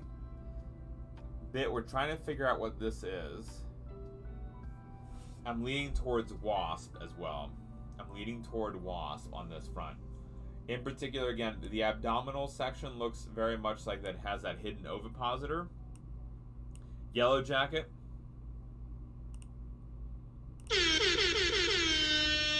Is it because it's yellow, Bit? The reason I think BitGamey, we think it's a larval parasite because of that sheath, that ovipositor sheath. The wasp, again, because you have all these ocelli, or these additional eye cells on top of the head. And then the ocelli here, too. And I'm not sure we're actually able to get more information out of this particular sample as just a simple front of like what it looks like. Like it's a little bit scuffed again in terms of the sample. So while maybe we can get a little bit more definition. But Andrew, thank you for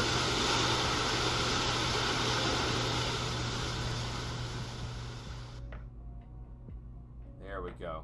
So we get to make out some more detail on the Thank you for the booties in the face. Thank you for the booties in the face. You can see these lines here. Do you see the lines?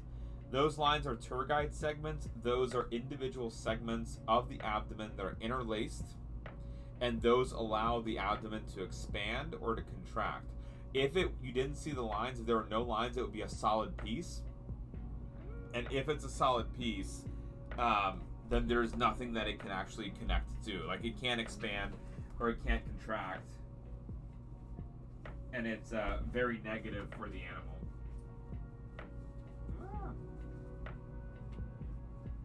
Hold on, y'all.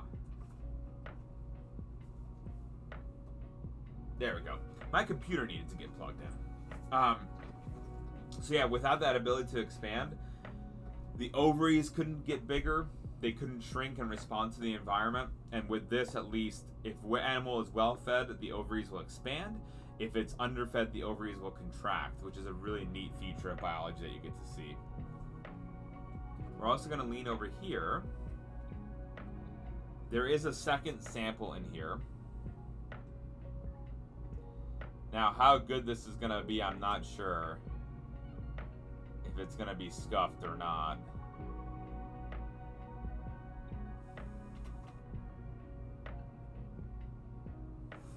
Actually, it's a pretty good shot of this.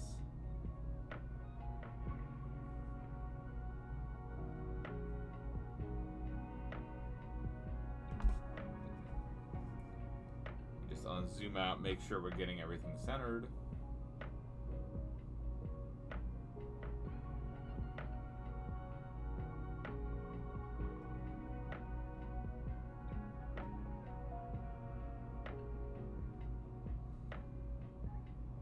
So this animal is probably about 2 millimeters in size.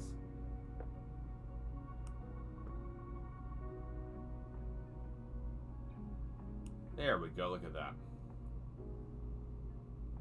How many pieces come in the grab bag? It depends, Mikes.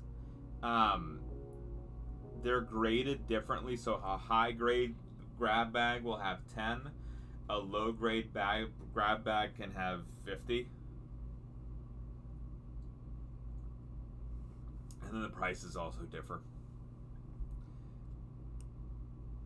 But there we go. I think this is a really good shot of it. This, y'all, any guesses as to what this might be? This one's a little bit easier. It's nice that it has... Oh, and it's a male, too. Huh! Oh, that's cool. Yep, it's a male. I don't think we've gotten a good male at this front. Can we see what that deal? Absolutely big game. I apologize, but let's try to do that color adjustment here. Well, there's a little bit of blue hues. Hold on, bit.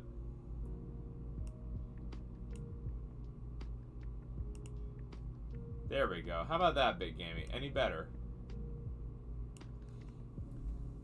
Question is, did these two insects die on the same day or die at different times? Most likely very close to each other.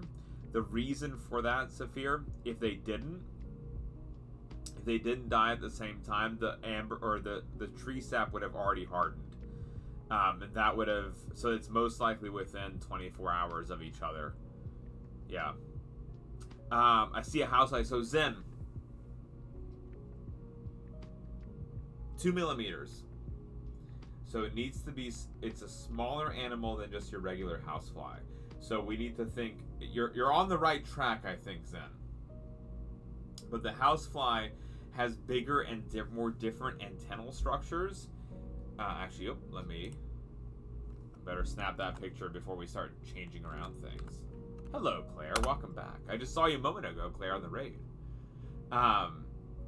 So here, this antennal structure would be larger for our housefly. The abdomen here would also be a little bit more pronounced, as would be the thorax. Then Martin Ghost, thank you for the lurk. So this is actually a fruit fly. The way that I was able to sex it right away is right here. That is a male gonad. It is actually, it has little, this is a closer related species, most likely to Drosophila Suzuki, and not your common Drosophila melanogaster housefly, or fruit fly, because of those more pronounced sex organs. That is Drosophila biomorphes, Drosophila Suzuki, and existing genera. Dino Dave, Hanson W. So that is a very different just structure of the animal. Let's do a little bit of a zoom in. Oh, I think we're maxed out on our zoom. All right.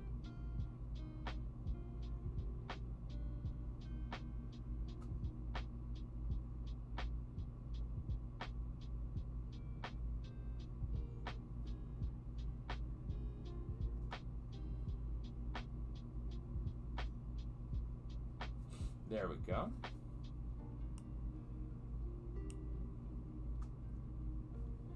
Max, we can zoom in there. They ever called you back? I'm so sorry, Spikes. I was hoping they would.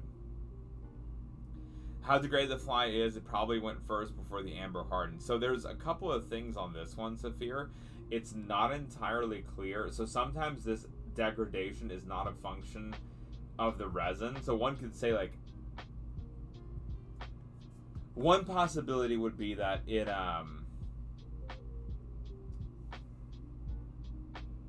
got stuck on the top of the resin that had already mostly hardened, and then it started to break down, and then there was another flow of resin that covered this spot. And that is a possibility because remember, the backside of this sample is totally scuffed internally, like it looks almost like two different densities. But this fly and the wasp are at the same plane. So they're the exact same level of, like, the focal plane of the sample. And because of that, I think they must have been solidified at the same time. Now, what does happen sometimes, Saphir, is if you have the sample in this resin, it will eventually start breaking down as a function of time. Not always. But if when it went into the sample, if it got any of its body parts compromised, it will actually start to leak out. And actually we do see that. So do you see, Saphir, this red hue? This discoloration in the amber is usually a result from internal, like, insect body tissue leaking out. And so this right here, what on earth is that, NMD? Is that Marley or you? NMD is doing math, y'all. Annabella! And we're trying to identify what's in the amber. So we did find in the first earlier piece this wasp. We find a parasitic wasp. We think it's a larval parasite because if you zoom in, it has this little horizontal structure there, and then it's kind of see-through. That's usually an ovipositing sheath, allowing them to infect existing,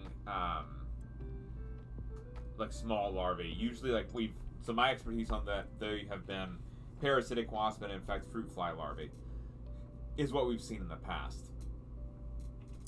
For pupae, so the pupal cases, usually the stinger is much thicker. And so that's why I suspect that's not the case here, is that that's not what we have. This other creature, believe, is a fruit fly. Most likely a close relative of Drosophila biomorphes and Drosophila Suzuki because of the serrated structure at the base of the abdomen. So part of it, we were also asking, Saphira's mom was asking about why it looks a little bit decayed. So what happens sometimes is that the pressure of the resin when it's hardening, because remember this is tree sap, this is Jurassic Park stuff, the Raiders coming on in. The tree sap, as it hardens, makes it have a lot of pressure buildup. And the pressure buildup can cause some of the structures to pop. So these soft-bodied animals sometimes just can't handle the weight of the pressure that's happening, and that's usually what we see in these instances. Especially like with these cracks, what I'm wondering, Saphir, is that we had some crack points coming in, and then the resin just went inside of them. So NMD in particular, soft, this abdominal structure, it doesn't have the same exoskeleton support as, for example, our wasp does. So you can see this support. See how it's just dark all the way on the outside, and all the way around it's just this really dark color. Not even the underside is white. If you see a white underbelly, that's really thin cuticle of fats that are exposed, and those are very easily popped and ripped when there's pressure buildup. And it doesn't matter for the animal's normal lifespan because it's never going to encounter that level of pressure, except when it's getting encased in amber. So that's the big difference between this animal versus this wasp, is just how the abdomen is covered. The other thing that is similar NMD is that a moth will have the same issue. That's why we have very few good moth samples, is because that abdomen is it's a soft underbelly, and so when there's any pressure built in, it just pops, and the tissue leaks out. Gwendolyn P, welcome back. Gwendolyn P, Gwendolyn P, welcome back. How are you doing, Gwendolyn P? Hold on, chat. Give me my baby.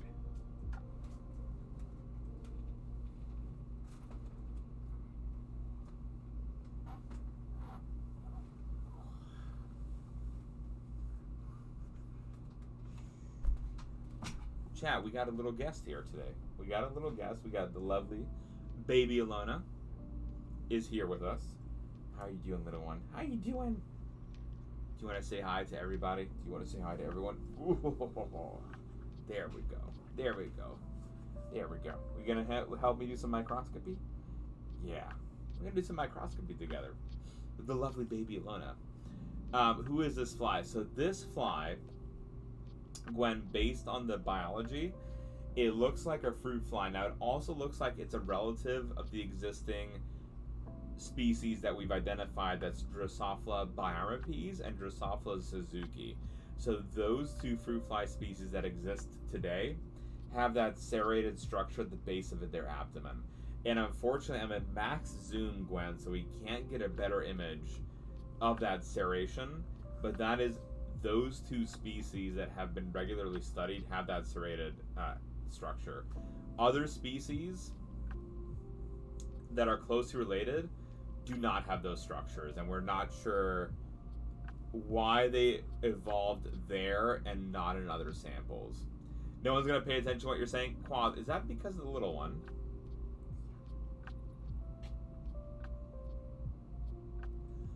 I love this little girl so much. It is insane how much I end up missing her, even after a couple of hours, which is why I'm like extra happy that it's like, the other good thing that you can work from home is because you could just hang out with your little one, you can watch them grow up. Which is kind of cool, I think. Optic Nerve. We love you, Optic Nerve. You had so much. Yes, so, chat, here's the thing. NMD was trying to take pictures of her this weekend, because NMD was here with Andrew and Music Girl and Jimmy, and every time NMD tried to take a picture, when little one was smiling, her smile would go from 2. And it was only when the camera came out. And it just, every time it made me chuckle. Every time it happened. And so it was never a result of NMD. Like, she would smile giant at NMD. But the moment she tried to take a picture, went. I have no idea why. She also very much loved looking at Andrew and Jimmy. All over looking at Andrew and Jimmy, just smiling ear to ear at them. Yeah. Zin's house says hi. It's a dosage. So if you're not following science streams, then you have got to change that. You gotta go follow and you be rearranging your day around the dopest streams ever. There's music and there's art and there's science facts. What else do you need for your heart? What else do you need for your heart? It did got her attention. Nothing broke, NMD, and there's no sorries. There's no sorries at all, NMD. Firm believer that not all babies are de facto cute, but this one's a cute. Thank you, Ariella. I think she gets her looks from her mother. Possibly. Although she does have my nose and my eyes. Yeah? Is that true? Ilona's mohawk, she's working on it. She's working on that mohawk. What's up? Are you making toots? She's making some toots, chat. She's making a couple of toots. Yeah? She'll probably be joining us a couple of times this coming week and a half, y'all. So just a heads up, if you want to be able to hang out with the lovely baby Ilona, this week is probably a good chance to be able to do it, I think. Yeah? Are you excited? You get to be here for a couple of streams? Yeah. No, thank you, Ariella. She's just adorable. No, chat, this picture with Jimmy is one of my most favorite pictures now ever. This is a redonkulously cute picture.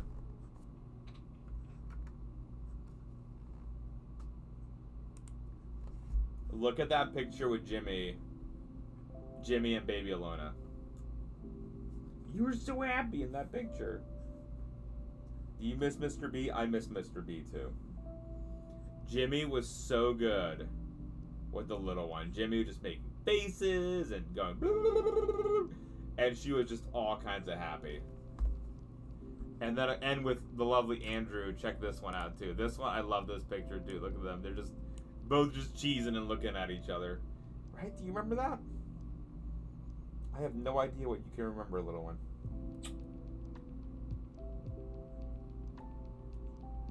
It looks like she's looking at the picture. It does. She's taking it in. She's taking. Hi, Daybreak. How you doing, Daybreak? How you doing, Daybreak Stations, aka Daybreak Studios? Ever wonder what field? Yeah, of course, Saphir, but it's way too early to have a good guess. As long as she is happy and she works hard, I will be happy with it. I just want to make sure that she's, like if she wants to go to art school, we're going to send her, she's going to go to the best possible art school she can go to, right? We're not going to just loosey-goosey it, right? We're going to do a good job, yeah. If she wants to be a freestyle rapper like Thug Shells, that's also okay. That's okay. How the cats like the mods? The mods love the cats, and the cats love the mods as well. Hi, Maddie Holmes, and a hello, 8-Bit Val. How are y'all doing today? Welcome on in. Whoa. What's up? What's up, silly goose? Maddie, how are you doing, ma'am? Maddie Holmes chat. Did you know there's a Maddie Holmes song? Maddie, I wonder if she hears your song, will she say the Maddie Holmes song to you? It really was just one big party, yeah. It was a good one.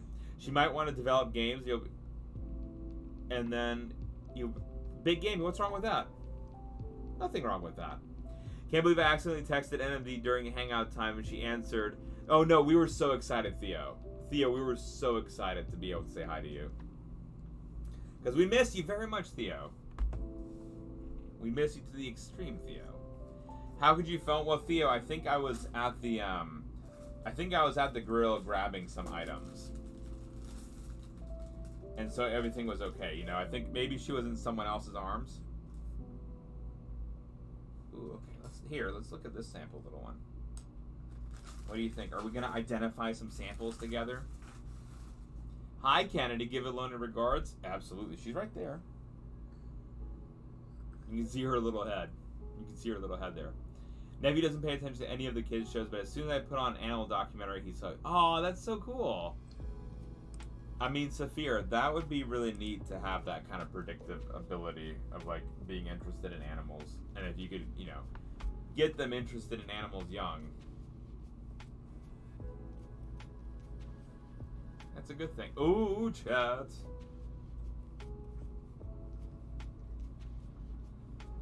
We got this one.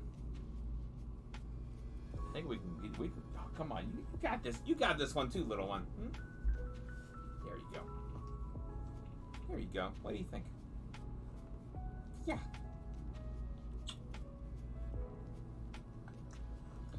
Cats love watching people on YouTube, Twitch when I have it on the big screen. Really, Daybreak? Mine just ignore it. Just like absolutely ignore those screens. The only thing I've seen Noodle respond to is when I was playing Stray. She was all about the Stray. Also into music is my brother is a drummer.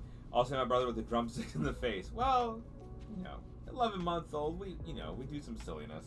Right, little one? Right? Oh, hi. Chiquita Patootie. Big fans of Markiplier, Jane Animations. Oh, very cool, Daybreak. Have the cats? They've been great. The only thing Diner Dave is Noodle. When little one was tiny, he'd be up until 3.5 months. No, maybe up until 3 months. Noodle would hiss at her if her diaper was full. That was the only weird thing. And then otherwise everyone was okay. They mostly were just like avoiding her, and they're like, we're not sure what this is. Let's just be careful. Probably Noodle. Hi Yuri. Welcome in, Yuri. A good way to Diner Dave, she would walk past little one, she'd hiss at her. And I was like, well, she only hisses if it's stinky, so alright, let's do it. Oh, I know, but she hissed at him, but what are we gonna do?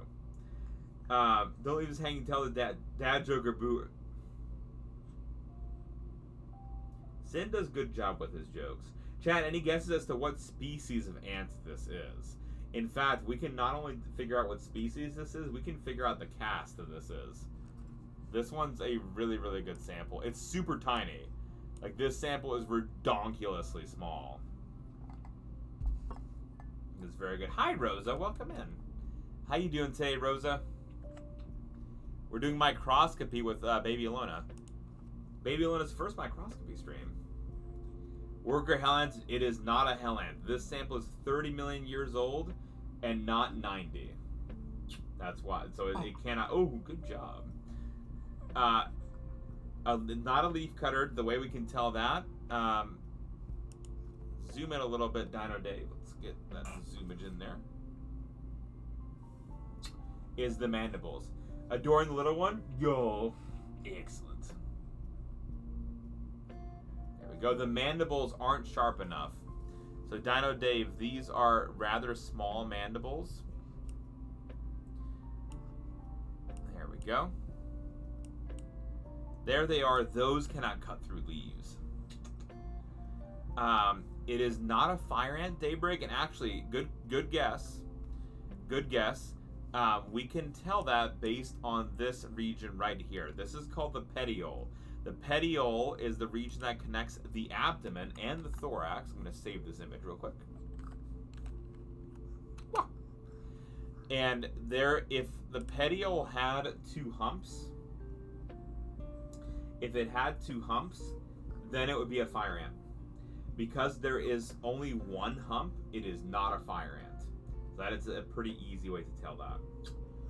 It's an amber ant living in its natural environment. Amber ant, let's stay quiet, let us. No, Dino Dave. Do all ants have mandibles, so Quoth the Raven. This is a weird quirk of the ants.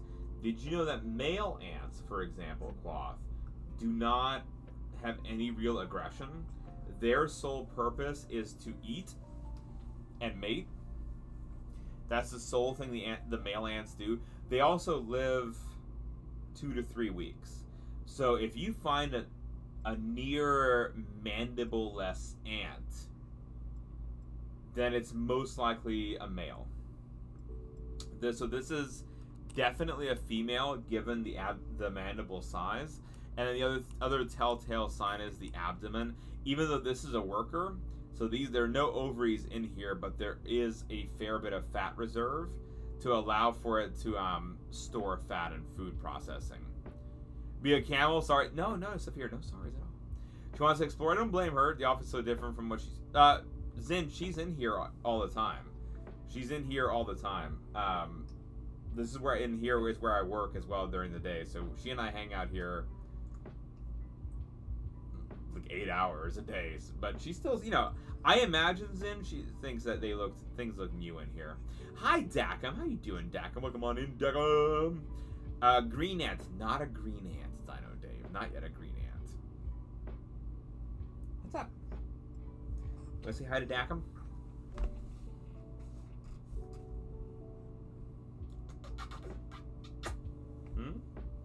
Let's say hi to Dacum. Hi, Dacum. Is it a dead ant? Yes, it is dead, Spikes. So females. Oh yeah. So Quoth, if you see an ant, 95% chance it's a female. All the workers in the colony are female. There are... Anyone that does anything in the colony is not a male. Might be a pedant. And also, yeah, most in as well there too, yeah. And Zen, I think there's some chroma keying going on her eyes. You got some chroma keying? She's just being a cutie patootie. So, what this is actually a carpenter ant. The way you can tell that is in part that petiole that Daybreak pointed out doesn't have a double hump, but singular. And then also this head structure is very classic carpenter ant. Utinonum Doris, thank you for the follow. Welcome in to the colony. Glad to have you here. I apologize, the stream elements alerts are not going off today because there's random things that happen, but we still have other fun things in here. Ultium, welcome on the heck in to the colony. We're looking at a piece of amber under the microscope. This is also my daughter. So the head structure is very classic carpenter ant. Carpenter ants, voice of the pin message, yes. Science streams, you're not doing a good job. I know. Cutie patootie. So they do not eat wood. So Quoth, that is a huge misconception. Hi, Bakery. Quoth, so why do they get the name carpenter ant? I also thought for the longest time that meant that they are certainly wood eaters, right? Because why else would you name it a carpenter ants by that name, right? Turns out, Quoth, the animals that actually put the holes into the wood are termites. And then the carpenter ants come in and they may move into the little apparati that have been built by the termites, and then they eat the termites. And so that's why people consider them as wood eaters, because they're in these holes that look like they were intentionally born into the wood. And they are intentionally born into the wood. It's just not by the ants, but rather by the termites that were eaten. And these aren't the only species of ant that do this. There are many species of ant that eat termites. This species of ant actually moves into where the termites were living in. So Daybreak, yes and no. It also means that like you would then still want to be able to get rid of the carpenter ants afterwards, right? So they can mitigate some of the disaster that would happen in there. Hi, Detector. Welcome on in, Detector. How you doing, Detector? An ant termite war movie alongside a bee wasp war movie. So if you wanted a war movie, Dino Dave, the movie Ants depicts a war between different ant colonies. Yes, exactly, Matty Holmes. Get rid of the carpenter ants. So actually, Daybreak, ant eaters do not eat ants. They primarily eat termites. Daybreak, I am just nerfing your world today. I apologize, Daybreak. Ants is good. Ants was a terrible movie, Detector. That was a terrible movie. They got, number one, the biology so wrong, and then they also got a lot of,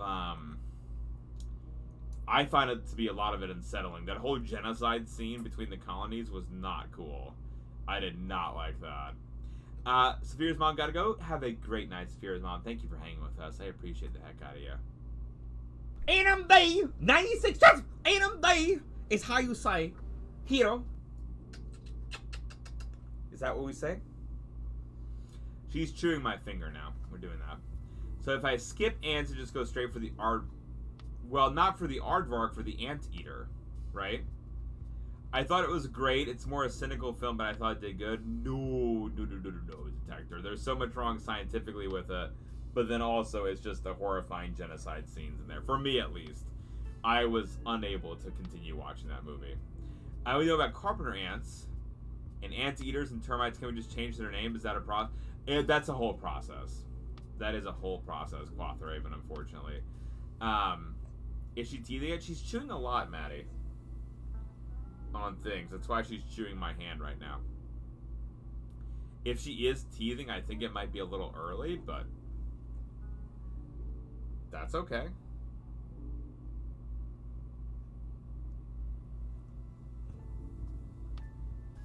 I think she's just having a fun time. They can teeth that early. Yeah, so Maddie, she turned 4 months last week, and then she'll be, we go to the doctor tomorrow morning for her checkup. Ants does have a genocide scene, Daybreak. There is 2 colonies that wage war on one another, and Sylvester Stallone's ant becomes just a bodiless head that tells Z about like how this giant war broke out and then everyone killed each other. It is a very unsettling movie.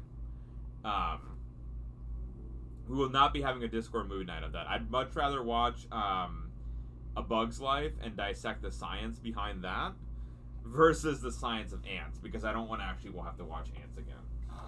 Right? And I don't want you to watch ants at one. Oh, there we go. There we go.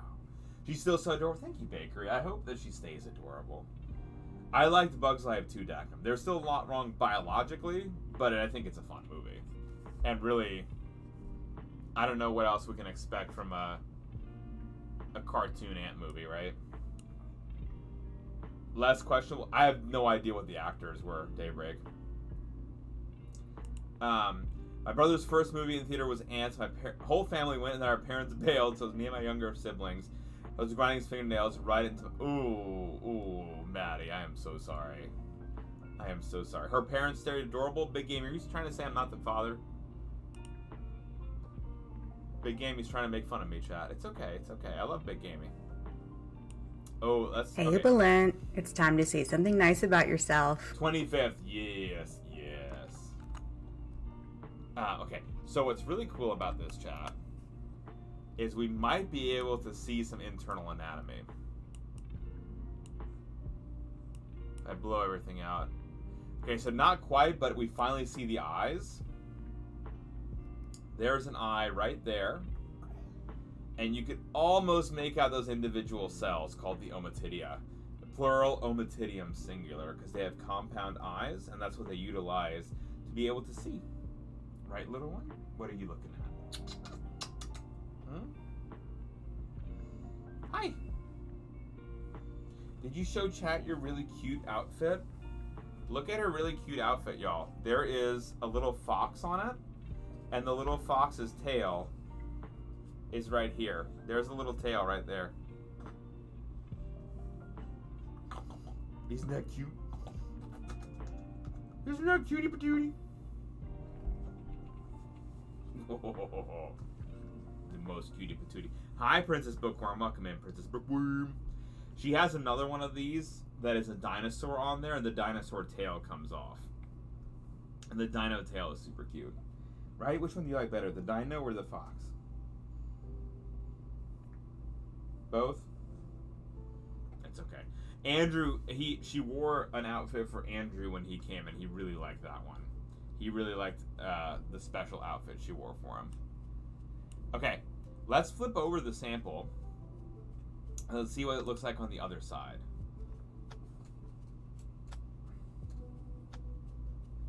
There, oh, look at that. You see that? That's a really good ant sample.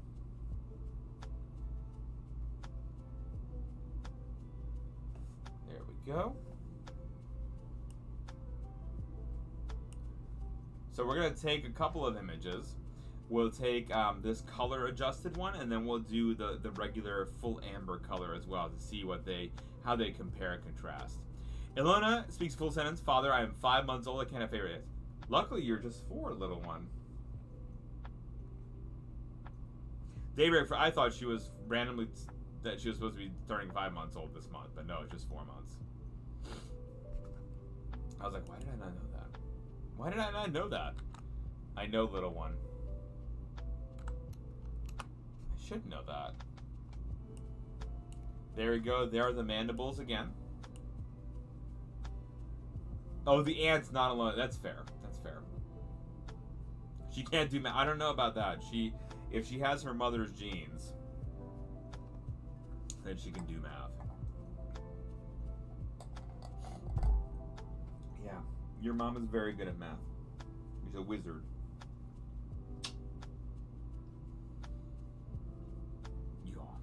Probably because you're not the only one that had the bait. That's no bakery worker. I just got it.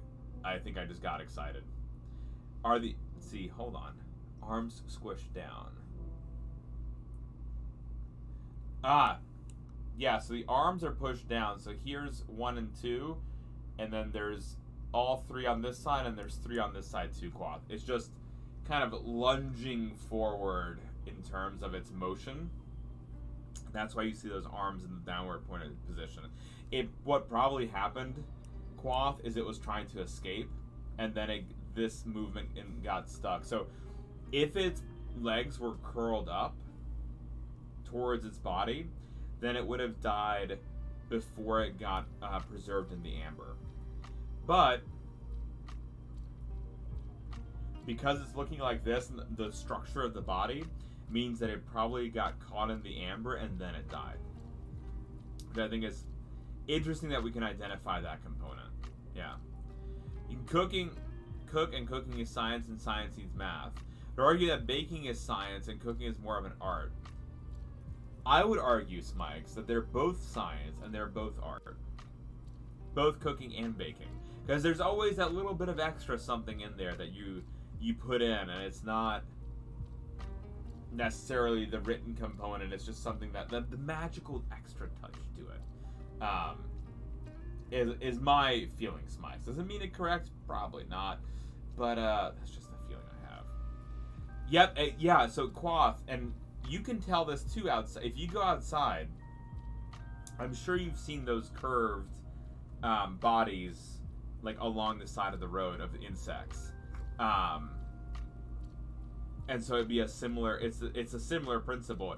The reason they have that curved structure, Quath, it's because they dry out. I know, Smikes, I just wanted to go with your first comment about the acceptance, Smikes.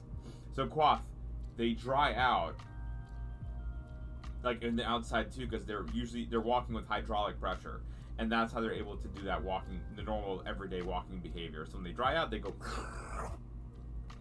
and they curl on up, and that's the same principle that you see illustrated here too. And they do Golcanac. They do have the 6 here, so we have 1, 2, 3, and then we have 4, 5, and 6. Again, they're just pointed downward. And you can see they do still have their little stinger here. That's where the formic acid would be, and that's where they would spray formic acid. So again, pointing it being towards a carpenter ant, which I think is really cool. Both because the technique isn't mad, but the technique is a big part of why cooking works. Indeed, Daybreak, indeed. Let's see the natural color of this sample. How about?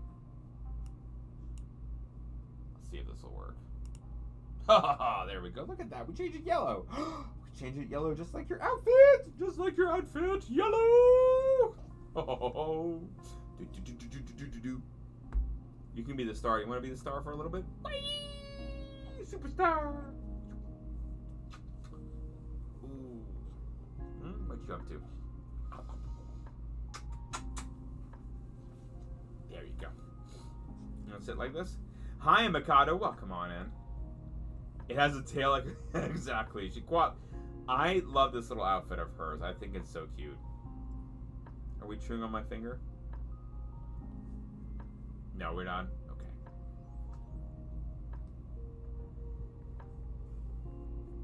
This hand? There you go. Whoa!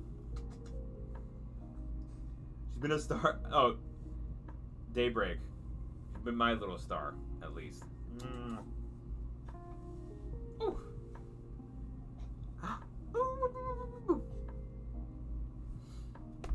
Alright, here we go, little one. There we go. A little easier if you sit down here. I know, then you're not in camera view. It's okay. We can bring them up. We can bring you up when they ask, okay? It will. I hope not, Daybreak. I hope not. I hope not, little sweetums. So yeah, this. Let's do actually a little bit more of a color adjustment. I think we're a little bit off in the white balance.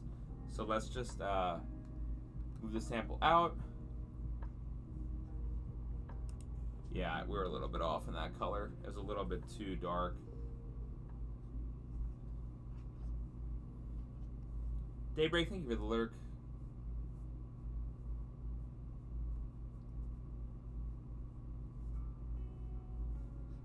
There we go. And here's the natural color of the amber again, so that we can see our little ant sample here. There we go. We good now? Welcome back, Bakery. Oh, other way.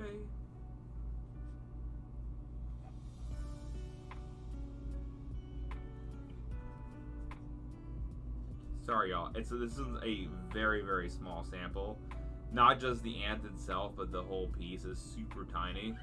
It's like any small movement changes the entire feel of it. There we go, though. I think it's a good look at the underside of this little one. So I think in all, this might be one of our best ant samples. Even though it's nothing fancy. Goes on and off. I got you, Bakery. So that means only have one antenna. So this one. So Quoth, you are correct. It looks like there's only one, but Quoth, what I can't tell, there looks like there might be something here. So one possibility, Quoth, is that it got ripped off when it was being preserved in the resin. Another possibility is that it lost its antenna as a form of some kind of injury, and that's why it only has one antenna. So if you clip an antenna from an ant, it won't die, so it will continue living no problem. What sometimes happens, Quoth, which is quite interesting, if you clip an antenna and you don't do a good job sealing it back up, like the wound, it actually, the ant will be eaten by the colony members. And the reason for that is because they can detect if there's injury, and they somehow deem if this particular individual is injured beyond a certain threshold, it makes more sense to eat it versus to nurse it back to health. I had this issue a lot with my injections. So what I was doing, Quoth, was I was taking a microneedle and injecting into their heads a compound that would turn off a particular gene of interest. And what ended up happening is that, you'd have to put a little hole in their head to get to the brain so you can inject the liquid. And then you put them into a little chamber, they recover, they wake up, they feel better. And then you put them into the colony. And then the colony members started to eat them. And that was very unfortunate. Hello there. Hi, Becca. Hello there. Hello there. And it makes... Hi, Coffee Rocks. Welcome, Coffee. Do you see who's here? It makes sense, Quoth, in the sense of... you're limited on resources. You don't necessarily want the resources to be utilized for something that isn't gonna survive and give back. But it's frustrating from the experimental perspective when it takes... injections, it's not 100% survival rate anyway. It's a complicated methodology. You have to have a pressure-sensitive needle with a CO2 source hooked up to it, and just a bunch of other things like hypodermic pulled needles. The liquid is expensive, and then the colony's eating your test subjects, which is, you know, what can you do? There's always something. Guys, if you're not already checking out the lovely and amazing Becca's Craft Life, go check out Becca. Artist extraordinaire, crocheter, also does diamond paintings. Go check out our lovely friend Becca. Yes, Becca, there is a little one here. She's chewing on my fingers right now. I mean, we suspect it might be teething, but, you know, we're a little bit on the early side. But here she is. Hi. You want to show everyone your fox? Look at your little fox shirt. Ooh. Oh, no. You don't have to show them your fox shirt. It's okay. It's okay. We don't have to show the fox shirt. We don't have to show the fox shirt. We don't have to show the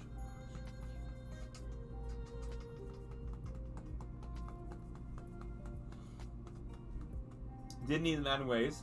That would be a good research point, the injection cost.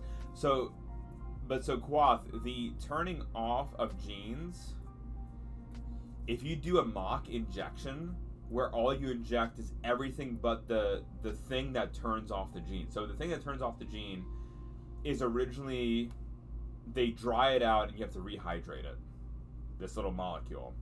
And then so you can put in all the liquid that you would normally inject along with into the head of the animal. But if you do that without the genetic construct, they do the same thing. So like Quoth, it's not going to tell you any information about the genetics and how the genetics influence behavior. All it's going to tell you is injury yields this behavior in ants, which is cool, but that's not, it's almost then pointless to do the genetic trick to it. So one thing you can do, Quoth, and this is, it's complicated. So remember, Quoth, ants breathe through their exoskeleton. You can help seal that. You can seal that hole.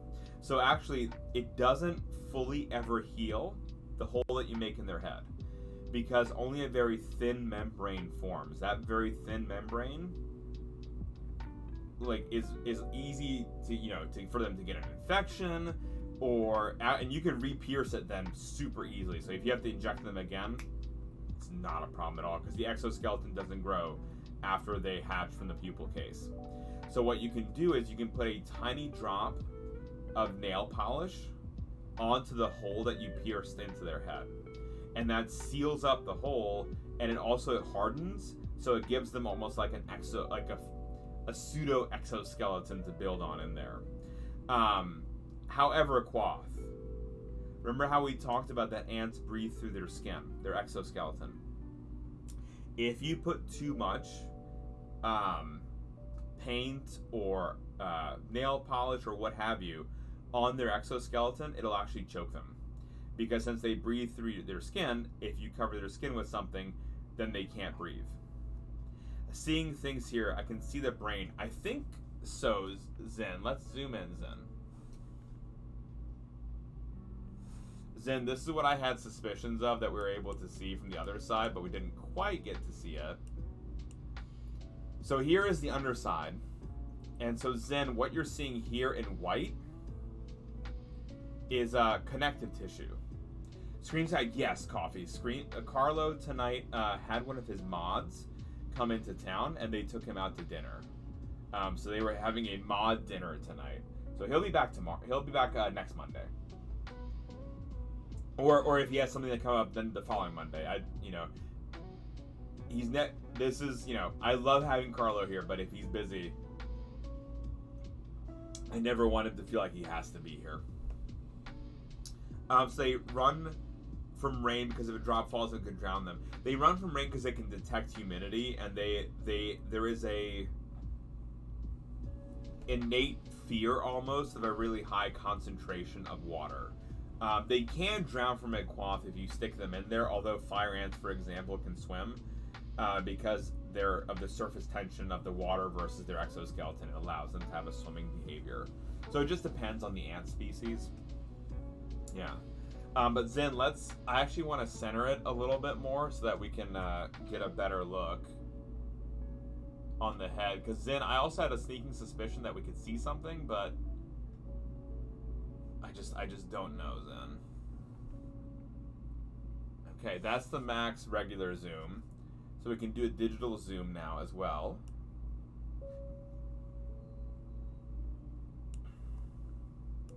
So Zen, it looks like, do y'all see this very dark mass here?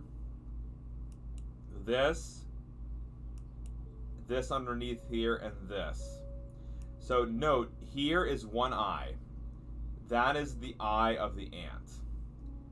Here, that underside black mass, you see there's a large mass here that is very close to where the eye is. My suspicion is Zintaus is right. That is the optic lobe, so that's the visual center of the ant brain connecting to the retina. And we do have something similar in terms of size here as well. Now, the other ant's eye would be around here. They are symmetrical, so if we draw the line down the center, it should be at the same location. So that's where the eye should be. In dreams, one is not tethered by earthly limitations. What does that mean? Come. Give him now, sleep well. Give him now, sleep well. Now, sleep well. Alright, little one. And so this dark mass here, you see Golganak, there's a little bit of almost like a sphere right here. It's a little bit more visible on this side. That sphere is what, like half sphere, fits into where the retina goes, and that's the origins of the optic lobe. I do have a 3D printed ant brain. It's not in hand. I have it. Well, I have the leaf cutter one near me. That's a little bit different. I have a carpenter one printed out. Once little one is out, we'll look at the 3D printed one and look and see how that structure develops and see where we can place it in the head of this animal. Usually though, chat, it's not this dark color. So where I was confused was usually this is the color that you'll see through the exoskeleton. If it's a little bit decayed, the brain is like this white mass, and then you, in order to see structure, you need to make it opaque. If you make it opaque, then you can actually see a lot more. In here, 3D print of a brain. Let me do it correctly.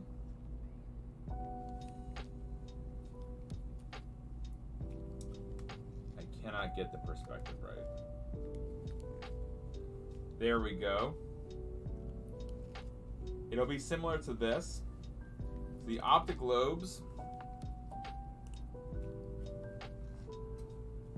one lobe pointed down, one lobe up. These are the mushroom bodies, so those are learning and memory centers of the brain. Those will be pointed up high in the animal. So you see how the brain here, Golganak, has this little curve. And that's the curve that we're seeing right here as well. There's one curve to it, and then there's the other, and then there's the retina as well. So this brain is very, very different than, for example, this brain. So this is your soldier cast leafcutter ant brain. Ignore the sizes, they're just printed at different scales. You see how there's these tracks running down? So this is what happens in heads, where most of the head structure is designed for cutting. And so those cutters,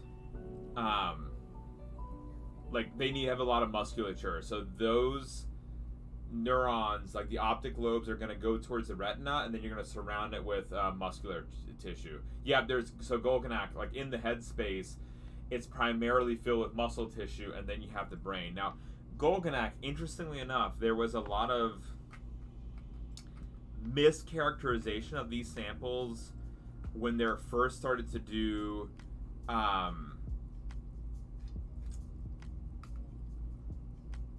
like genetic sequencing, because the way they did it first, Golganak, was the brains were not dissected from the sample. Instead, Golganak, what happened is that the head was cut off, and that's what was sequenced. So you not only got the brain, but you got connective tissue, and then you also got whatever else was in there, and it turns out there was a lot of muscle tissue in there. And so that was not originally recognized. So instead, Golganak, they called the soldiers scrawny, and the miners, or the nurses, brainy. And the reason for that, Golganak, is because there was a lot of muscle transcript sequence in the brains, or in these particular samples, versus there weren't that many, or in the nurses, and there was in the nurses there was a lot of brain tissue and neurons, but in the soldiers there was a lot of muscle tissue. And so it was originally thought that there was a huge discrepancy in the amount of tissue that they have and the amount of brain, but that's not exactly the case. In terms of cells, Golganak, from a minor cast, so the nurse, you have about 90,000 cells, and then the soldier, you have about 110,000 cells. So, yes, there's a difference, but there's not enough of a difference to account for what was observed in the data. What was observed in the data was a function of more how they were dissected and how they were prepared. Now, Gwen, to your question, this is a soldier cast. In part is because of the head size and the mandibles. And the size of the animal itself, Gwen, let me actually get King Charles to do that size.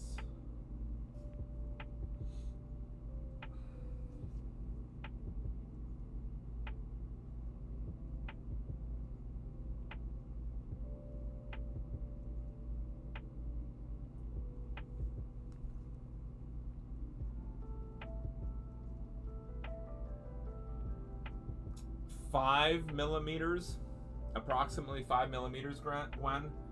This is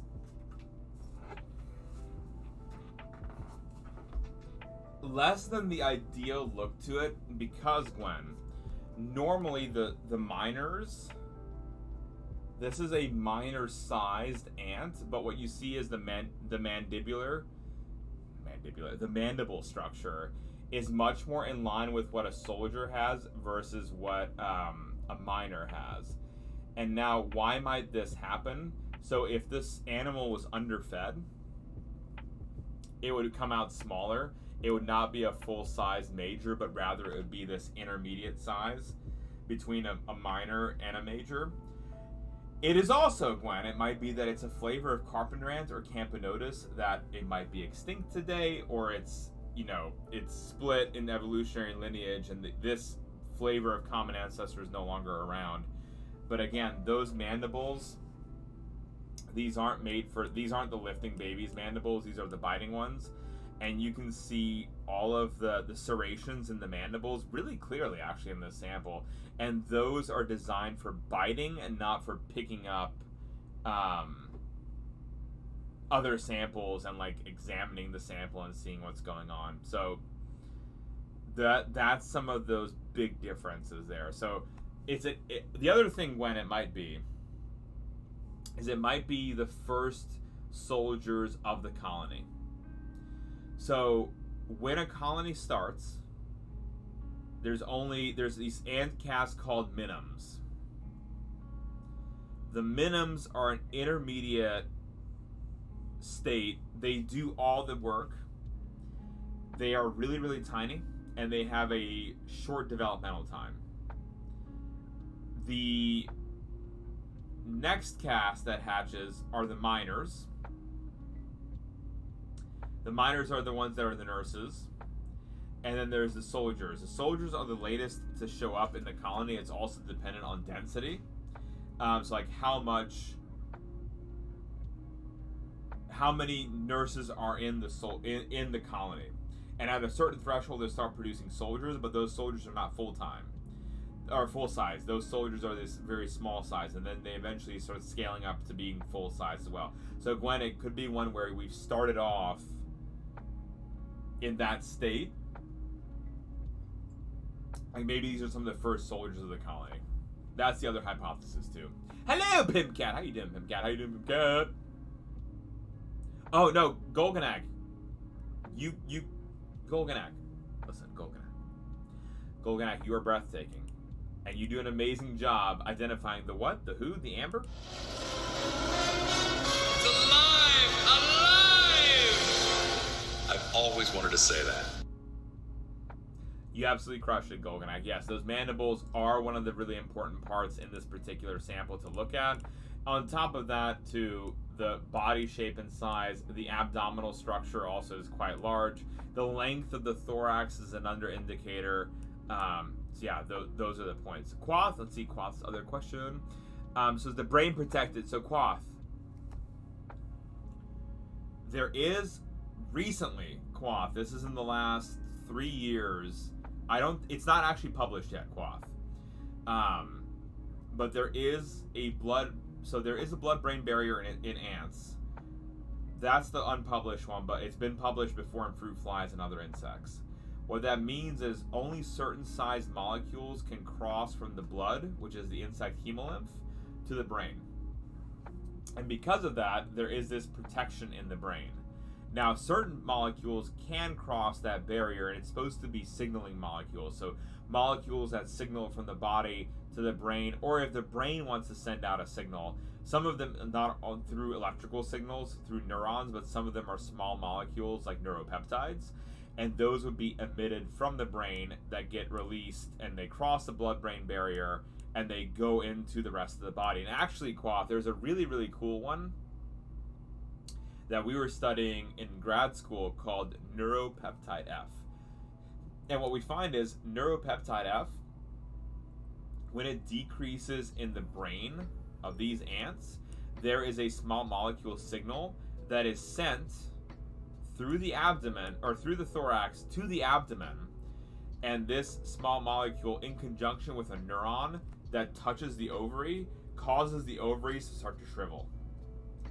And it is a defense mechanism to protect the individuals from getting infected by potential parasites. So the context that we asked the question was, if these parasites are around, what happens? Lita was finding that, yes, this neuropeptide F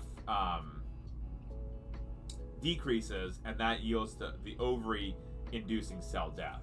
Does that make sense, Quoth? Thank you, breathtaking, beautiful, amazing Gwendolyn P. Why do insects like ants and bees like sugary things so much? So, Pimp Cat, similar reason as to why you and I like things that are fatty or sugary or carby.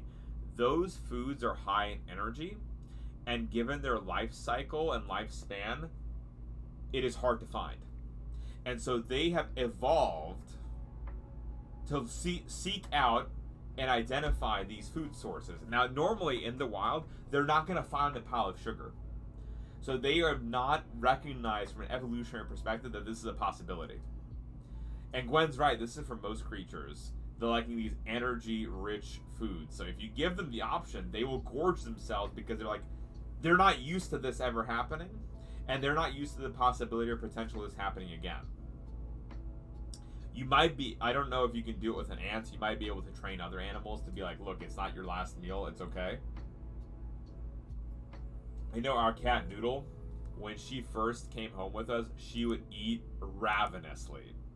She's gotten now to the point where she'll eat some, she'll leave the food, she'll come back and continue eating, and is not fearful that her food will disappear. But it took 10 years.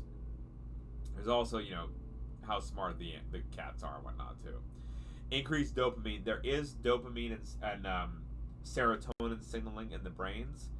And there is a reward center in the brain to Pimp Cat. It's not just linked to sugars, but then it's a similar mechanism for alcohol as well. So, for example, fruit flies, and this was a very unique study, it turns out that same neuropeptide, that neuropeptide F, when it decreases in male insects, they seek out alcohol.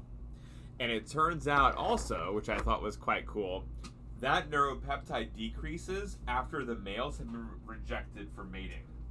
So if the males are trying to mate with a female and the female rejects them, that neuropeptide decreases and they seek out alcohol. And it's this negative feedback in the brain as well that happens. So there's signals in the brain that tell it oh, this is a bad thing and we need this additional resource. I know, right, Golganak? That's like using apple cider vinegar catches the fruit flies. It's, certain concentrations, Pimp Cat. So you'd be catching ones that, like fruit flies that were rejected by females. You'd also be catching fruit flies that saw any parasites. So in the wild, if a fruit fly sees a parasitic wasp, they will seek out increased levels of alcohol. So that's why sometimes if you have a beer outside, or if you have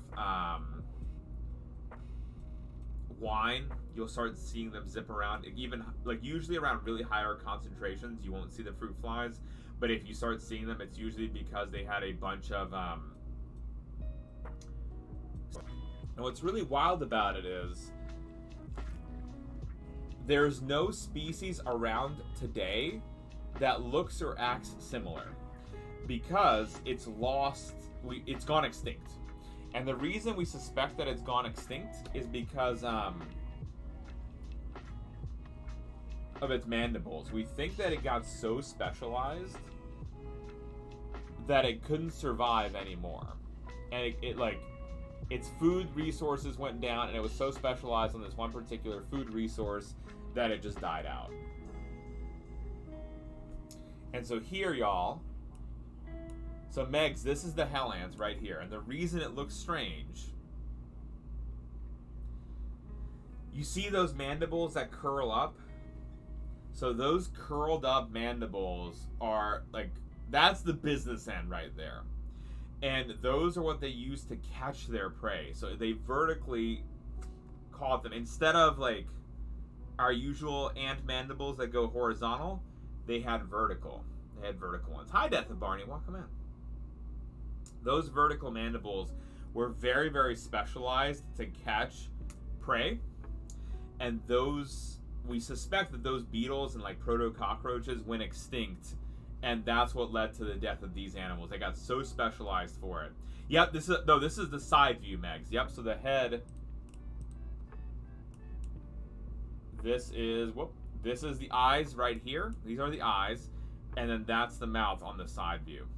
And then this right here is a horn. By the way, speaking of, folks, make sure to follow our amazing friend Melissa with all the numbers.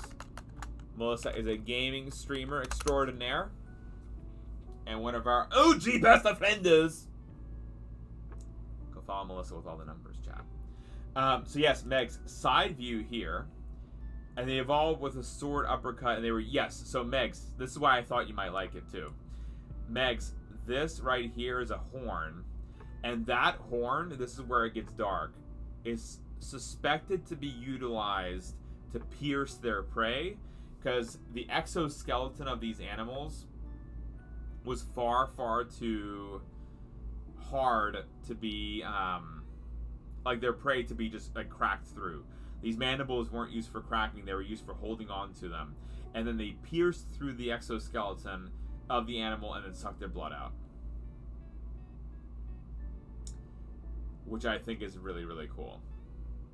And there's a lot of different species of these Megs. There's a couple of publications on them, and they all have, it's like different size vertical jaws, different structure and appearing of the horns, but all it's very similar principle. And the only reason we know how they use the mandibles is because of amber. There was one sample that was found and published on where it was the animal caught. The animal caught out the prey, and you can see like in the amber how it's holding the prey item between those mandibles and holding it against with its horn, which I think is kind of neat. First time chatter, Machinated Games.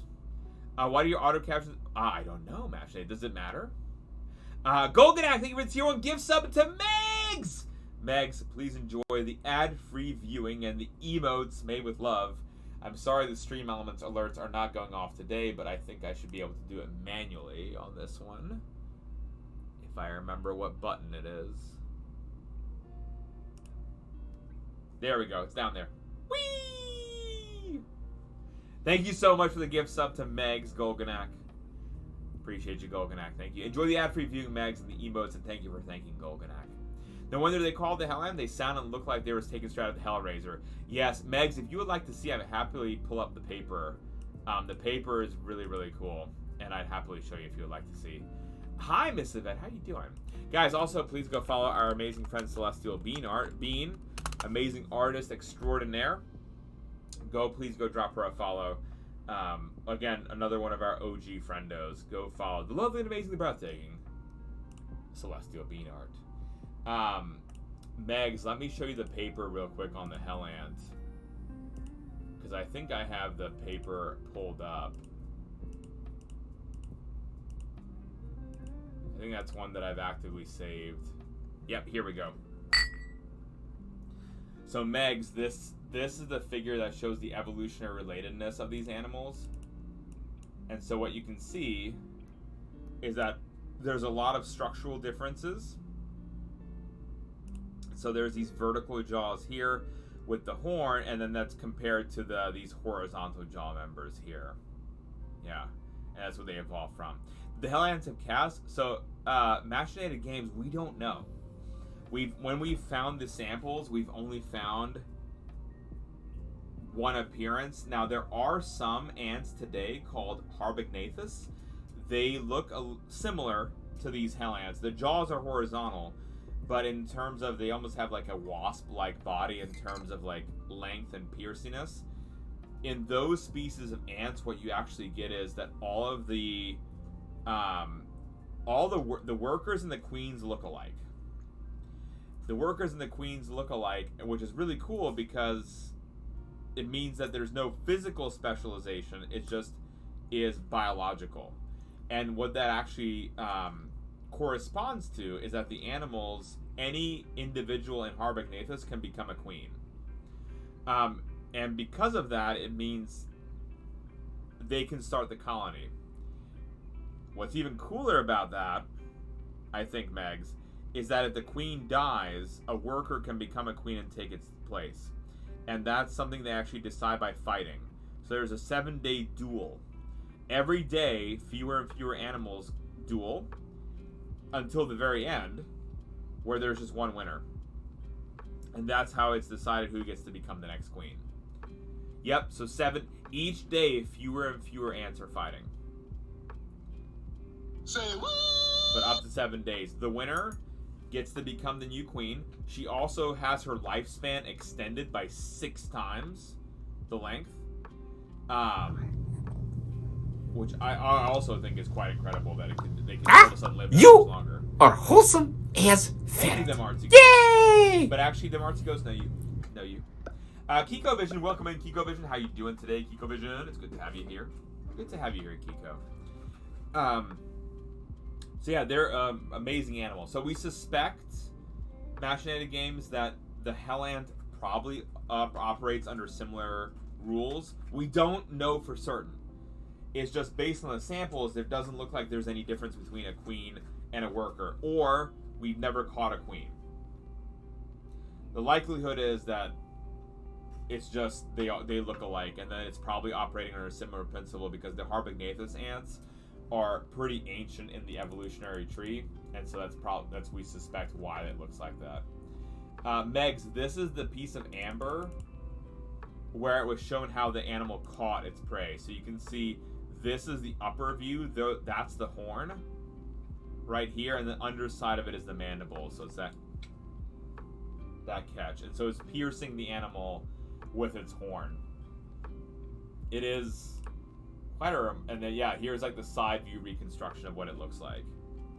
So there's like 3D reconstruction here, along with the corresponding amber piece there in that image, which I think is quite remarkable. So that Hell Ant sample is one of my most favorites. I know Gwendolyn also loves it because there's so much information in there.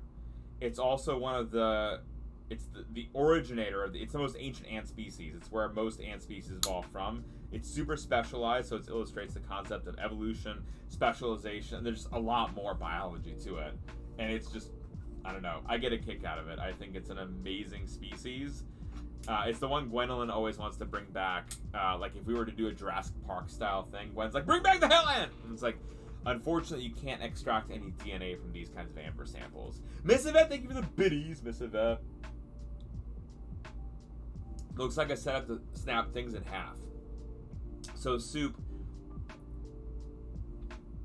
the only reason why it's suspected that it's not is because of the thickness of these lower mandibles and jaws, and it's just suspected to be not solid enough of a piece in order to be able to crack anything. So they suspect that the horn is being used to insert and pierce the animal instead to drink the blood. They did, yeah, Mashade. So we do Microscopy Monday every Monday. We look at things under a microscope. Today we looked at pond water and amber, and yes, from these amber samples, you cannot get anything in terms of DNA. So the oldest DNA that you can extract from is about 1 million years is the oldest that we've been able to get from. But we can't do any older than that. So even this sample is 30 million years old. Nope, there's nothing to extract. That hell ant, that's 90. That DNA is long gone. And RNA is gone even sooner. RNA, if you look at it the wrong way, it's gone. In the lab, we have to do a lot of sterilization and protection to make sure that we don't lose those samples, because they're so sensitive to things in the atmosphere, like in the air floating. There's things called RNases that break down samples just by attaching to them. It's actually on your skin too, RNases, because RNA-based viruses can infect you, and so it's protection for us to have RNases on our skin. Exactly, machinated names. Very much so. All right, chat. I'm going to jump back to the other chair, and we're going to review the samples that we went over tonight, the new things that we discovered. Remember, the amber samples we look at live for the first time on the stream every Monday. And we've been doing new, fresh samples now for about a year, chat. I love looking at the amber samples. If you like to see the images that we've been taking tonight, all the images are also uploaded to the Discord after the stream, where you can download them if you so choose and use them for whatever you want. The only thing I ask that you don't use it for is you don't sell them, because the whole idea is that we want to make science freely accessible to all. So let's look at the images that we caught today. We also looked at some pond water. So we identified today in the pond water some krill samples. This was fun because we haven't had any krill in... Well, last year we never had krill, and this year we've had 2. It's like 2 weeks in a row we've gotten krill, which I think is really cool. We've also found some snails today. First snail of the season that we've identified. We actually found a couple of them tonight. There's another one. We took a few videos as well, so you'll be able to see the videos and see the animals eating in action. We also found some flatworms, which are really neat. Some Daphnia. There's actually the red eye cell there as well that you can spot right there. We also found Ostracods. There's a early crustacean. We found another series of snails. This one actually looked quite different. The shell structure was very different, and then the body coloration seemed pretty different as well. There's a snail upside down view, and there's another 2 that we found. In the amber tonight, we identified a parasitic wasp, and we know it's a larval parasite based on the abdominal structure and the stinger, which I thought was really neat. We also identified a fruit fly in amber tonight, and we identified this was a close relative of Drosophila biarmapes or of Drosophila suzuki based on the appearance of these animals. So based on how the ovipositor looks is what it turned out as. Now then, we also found this carpenter ant trapped in amber as well, and we've identified it was a soldier cast of a carpenter ant, and we even got to see some brain imagery in there as well from the underside. So like some of the structural information we were able to get out of it. So all in all, y'all, I think we found a lot of cool samples and a lot of unique biology that we looked at tonight. I hope y'all enjoyed it.